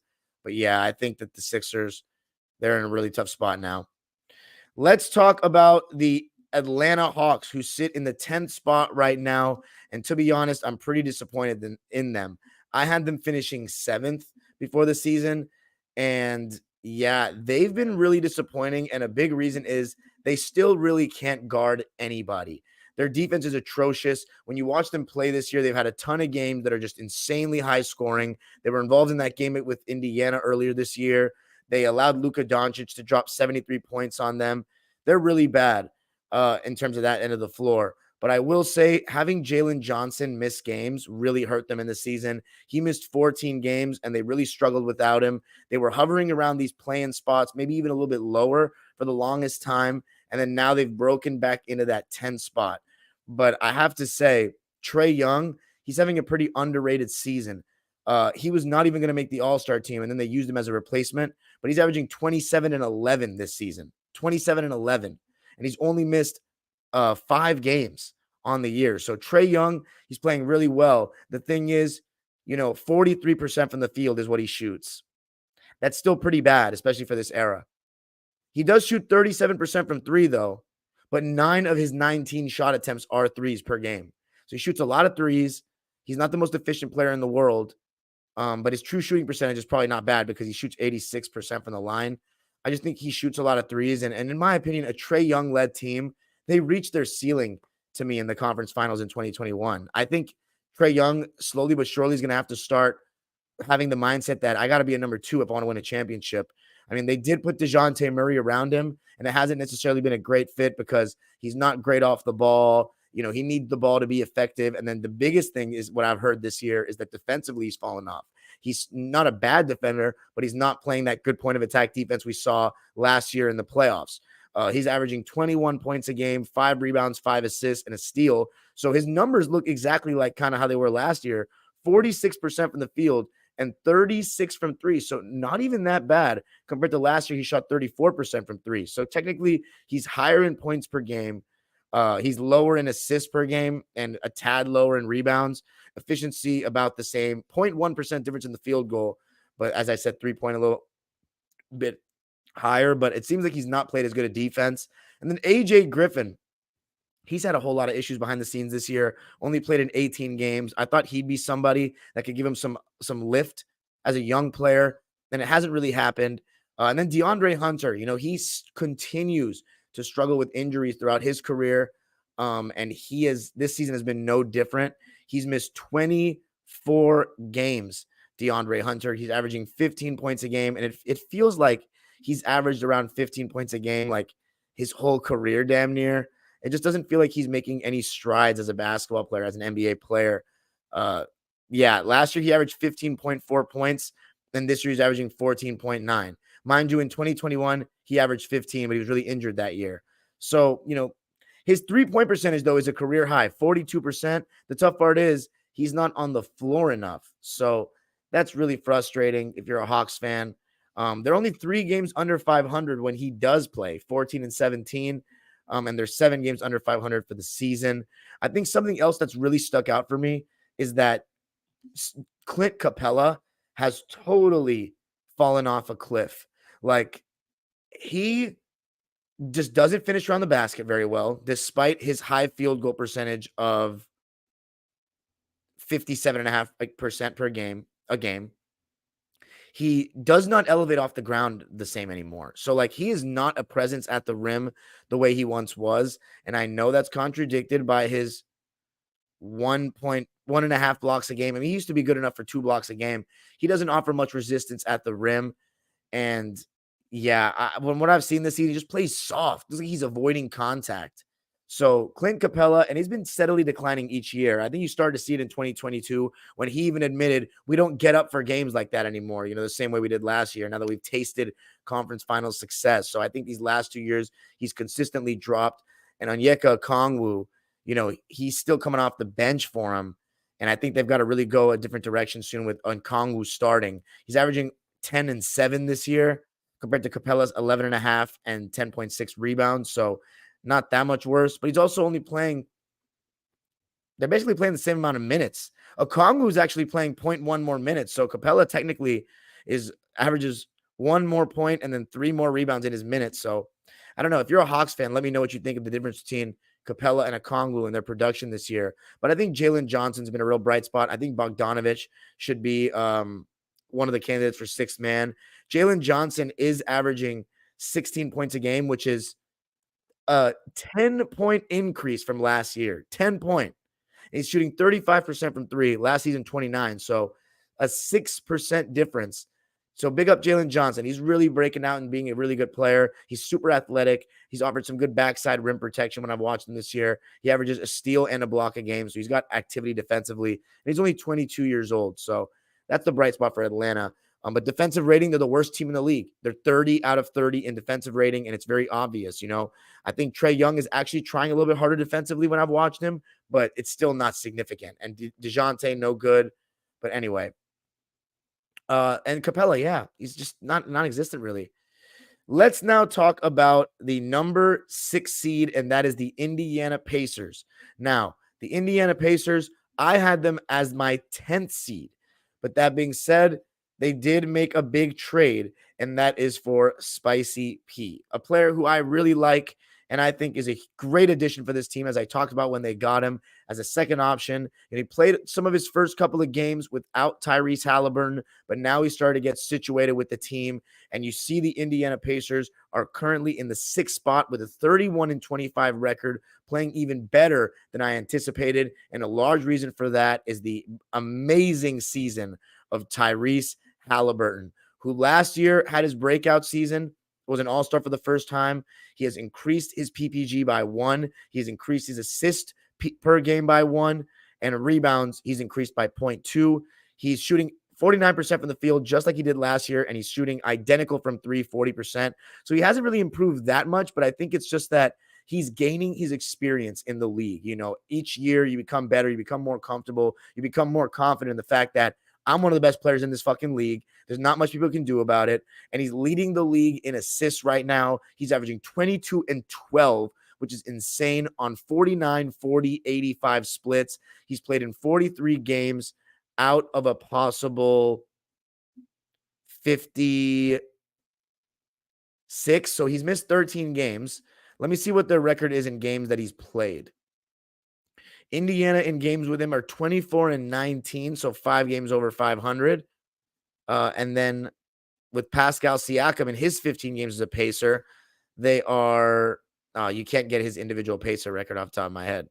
So let's see. We got 0-2. No, he was 0-3 in his first 3 games. Then he went on a 3-game winning streak. So he was 3-3. Then another 3-game losing streak, then another 2-game winning streak. So he's about 500 as a Pacer. But Siakam is playing well. He's averaging 21 points, 7 rebounds, and 5 assists on 57-41 shooting splits. His free throw is a little laggy, 62%. Got to get that up. But 57% from the field and 41% as a Pacer. Got to love that. And I like this move a lot. He got rid of Buddy Hield, which is tough. I mean, he's a great shooter, but it's going to allow Benedict Mathurin to shine a little bit more. He's averaging 14 points this year, and he's one of the better sophomores in the league. Then you have Andrew Nembhard, who's a solid player from Gonzaga, averaging 9 and 5 this year. And TJ McConnell, who can always come in and give you some solid production himself. So this Pacer team, they're an electric offense, absolutely electric offense. Benedict Mathurin, by the way, is averaging slightly less points this year. He's shooting 1 less shot per game than last year. But now with Buddy Hield off the roster, I think you're going to see that go up. I think somebody who's been consistent like he usually is, re-sign that contract is Miles Turner. He's been a pretty consistent 18-8 guy for the last couple of years. This year he's averaging 17-7.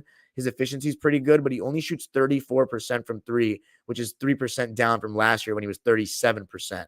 But I'll say this about Indiana. They have the best second best offensive rating in the NBA right now. So can somebody please look up who's first right now for me really quick? Because I'm very curious who the best offensive team in the league is. They were the number one offensive team for the longest time. Okay, it's the Boston Celtics. I got it. Boston Celtics, which makes sense. But the Indiana Pacers being second in offensive rating, that's the genius of Tyrese Halliburton. That's what it truly is. He's having a great season. And now I think with Siakam, they got a real chance of winning a round. I didn't think they had any chance of winning a first-round series without another star. You saw how they could get exposed against the Lakers in the in-season tournament championship when you just blitzed Halliburton and got the ball out of his hands. They just didn't have those great decision makers in the 4-on-3 situations. And they got the ball to open three-point shooters, but can't just rely on other guys and other role players. Somebody who I think has improved tremendously is Aaron Nesmith. He's averaging 13 points a game on 52, 45, 70 shooting split. So the free throw percentage isn't great, but 52% from the field and 45 from three. He's top 10 in the league in three-point percentage. I watched him in Massachusetts when I was at UMass. He was nowhere near looking like this. Aaron Nesmith has been a real part of this Pacers team, and I think he's been tenacious defensively. Even though this team doesn't play much defense, and that's what scares me about them in the playoffs. They're 25th in defensive rating. I think that they're exciting and they're trending in the right direction. So I was wrong about them. They're better than I thought, but I think the addition of Siakam definitely takes that to another level. So definitely have my eyes on them going forward.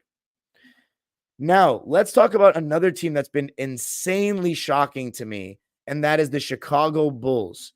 Now, what's really interesting about the Chicago Bulls is that they were looking like kind of a disaster. Zach LaVine has been in trade talks all year.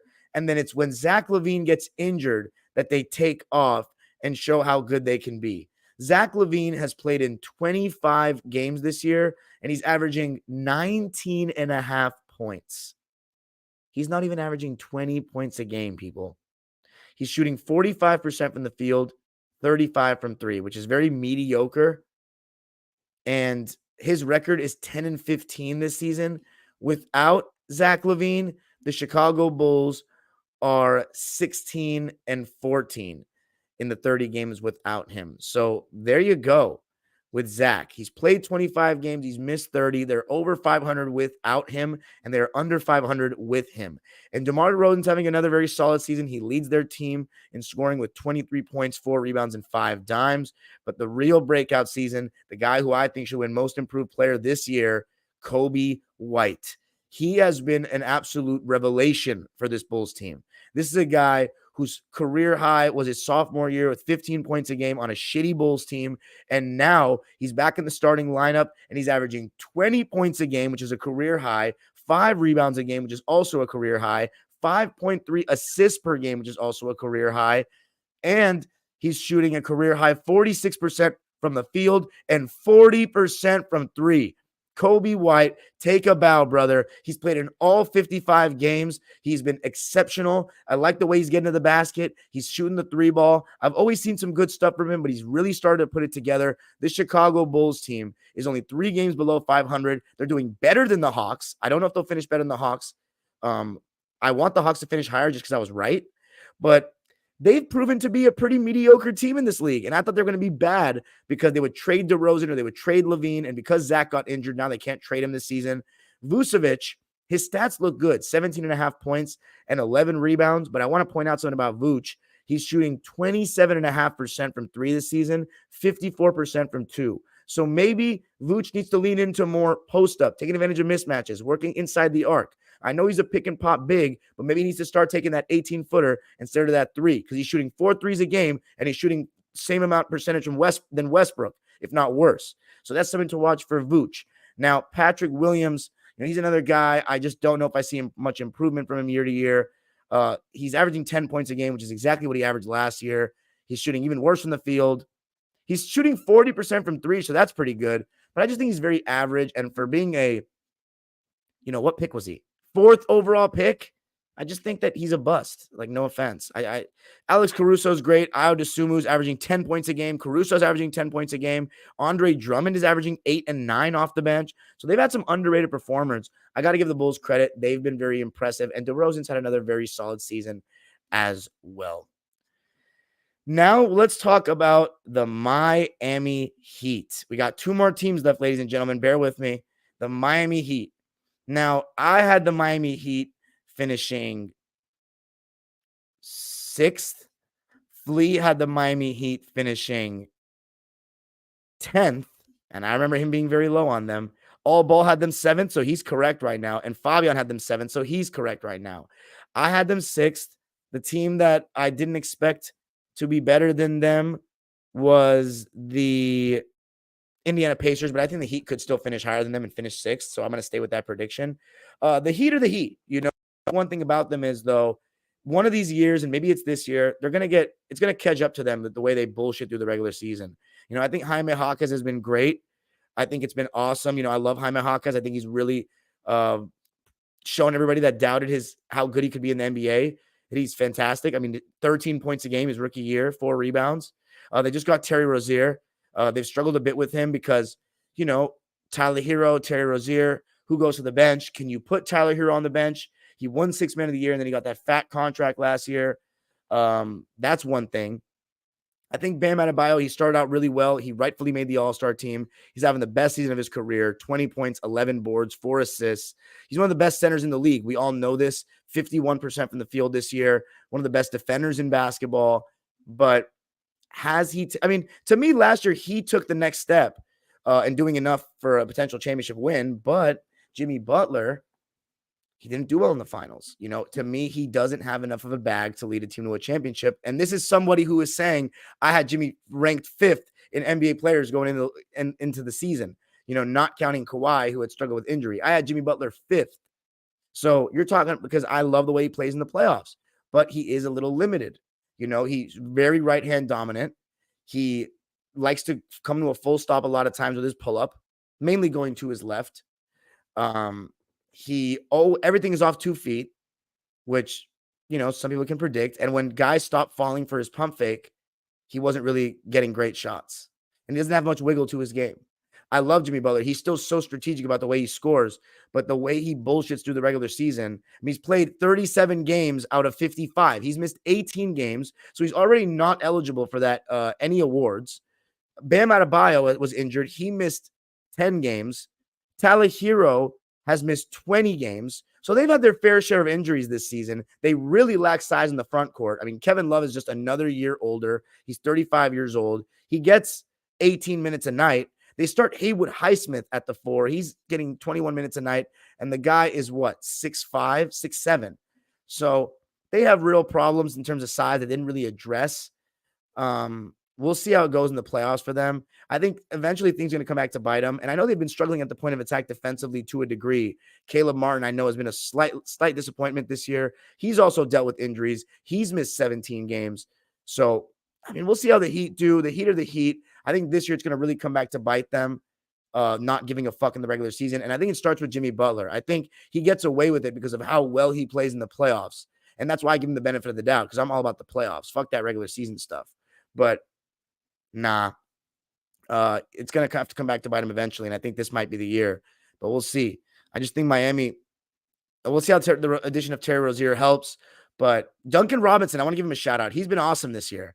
But is Hero going to come off the bench? I don't think so. And now the last one, the Orlando Magic. So this is a team, I'm pretty sure I was right around correct on this. I had them 9th. They're in 8th.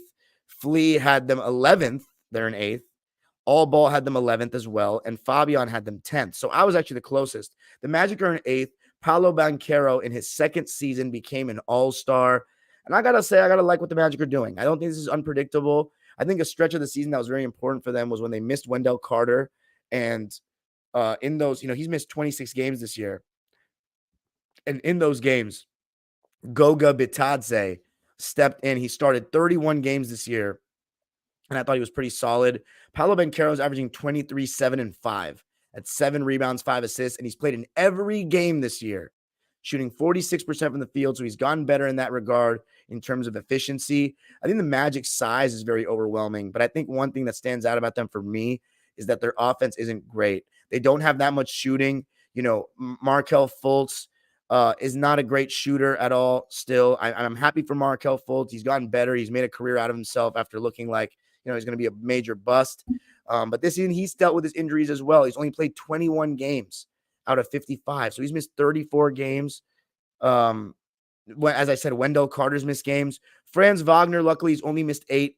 Jalen Suggs, I got to talk about him in a second, but Franz Wagner, 21, 6-4. He's not that far off behind Paolo, but he's only a 32% three-point shooter. And then Paolo's not a great three-point shooter either, even though he's improved.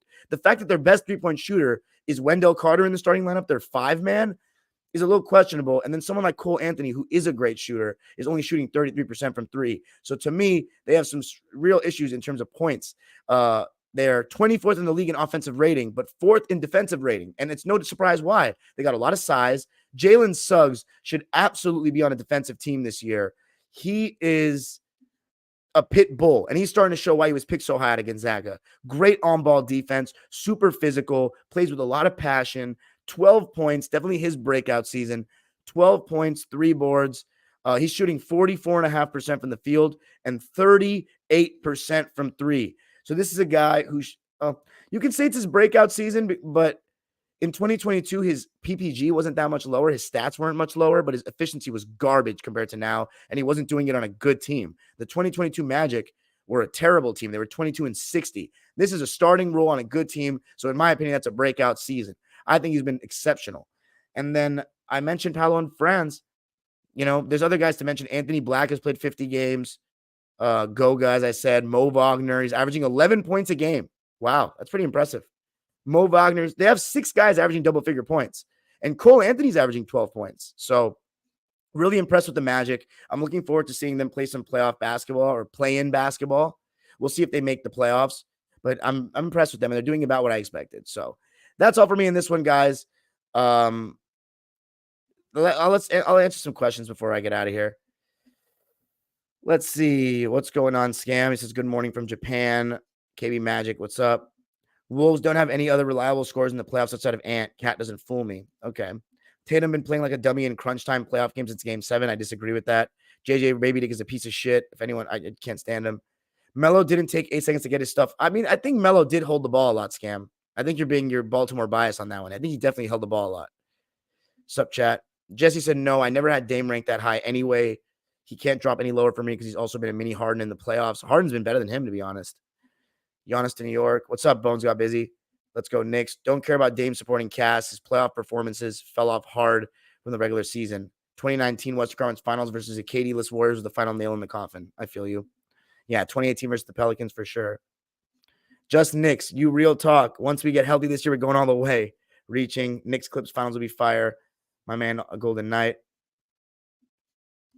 I remember there's this whole JJ stuff. I'm not even reading that whole JJ stuff. Yeah, this I agree with, though. Jonathan Ang. Atlanta Hawks Josh Smith was so much better than JJ ever was as a player, no doubt. I wouldn't call him a great team defender, Jonathan. I think he was fine. He understood. He was smart. He knew where he had to be. He knew the scheme. He still tried hard, but that's about it, man. He was okay. Better version of Luke Kennard, sure, but I think he got more opportunity than Luke Kennard. I think he was just a little better defensively, but Kennard, I think Kennard might be a better shooter, to be honest. It's not even a question. Hito Turkoglu. He's better than JJ. Let's see. Yeah, JJ calling Kareem a one-note player or one-note scorer was ridiculous. Absolutely. Yeah, you guys are talking about the All-Star game. Because Scam, he was the face of the league for many years, and everything LeBron has done to me has been it promotes uncompetitiveness. It promotes, it's not a big deal. It's whatever. It's just an all-star game. That's just not what the generation prior did. And when LeBron was playing with the players from the generation prior, he took it more seriously. He did. So, again, the face of the league dictates a lot to me, bro. When Kobe and Dirk and all them were the face of the league, there was not all this player movement. A lot of it has to do with contracts, I understand, but it was a lot of the culture. You playing for a lot of different teams was seen as weak. It was. I grew up with that, and I still believe it. But now it's okay. All these stars, they play with 6 different teams in their careers, and you want me to respect them the same way as the past. I don't give a fuck about no contracts. They're just divas, and they're ungrateful for what they have to me. They don't want to. The going gets tough, the tough quit. And I think LeBron's a big part of that to me. Sorry to hurt everyone's feelings with that, because it's going to hurt a lot of you guys' feelings because you love LeBron so much. Nobody can say anything bad about him. It's not that insane, bro. I used to be a LeBron fan. I mean, I've been on both sides of the coin, so I see how both sides feel. And I think it's not all LeBron's fault, but he doesn't do anything to promote competitiveness in the league for me. The Sixers, because of Kyle Lowry, are your favorite team in the league, Phoenix. Jaylen Brown had the worst dunks I've seen in my life. I still haven't watched the dunk contest. That's the crazy part. If Trae has AD, who's the better offensive player? Excuse me? If Trae Young has AD, who's the better offensive player? I think Trae Young is probably better offensively than AD, but who knows? Because AD, his game probably transitions better to the playoffs in the sense that as a number one option, and you can throw it down to him. But Trae Young did lead his team to the conference finals, the number one option. Anthony Davis is not. But AD, I think it's easier with a big guy like that than such a small guard. But that's a good one, actually.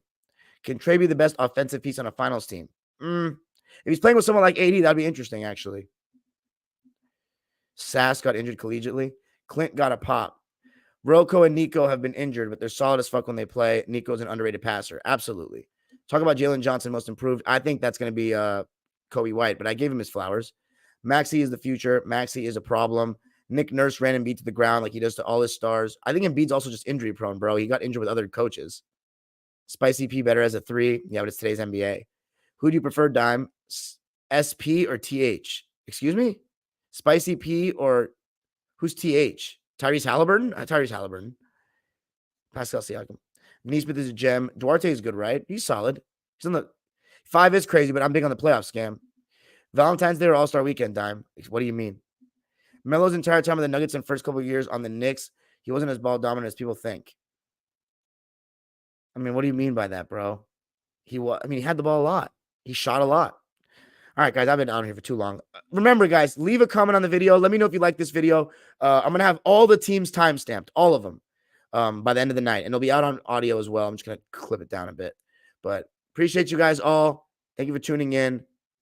And we'll be back tomorrow night for the Thunder game after the Clippers Thunder. So I'll see you guys on that live. Peace, and I hope you enjoy the Western Conference one as well. We timestamped all that and this one. We're back soon. Peace. Have a great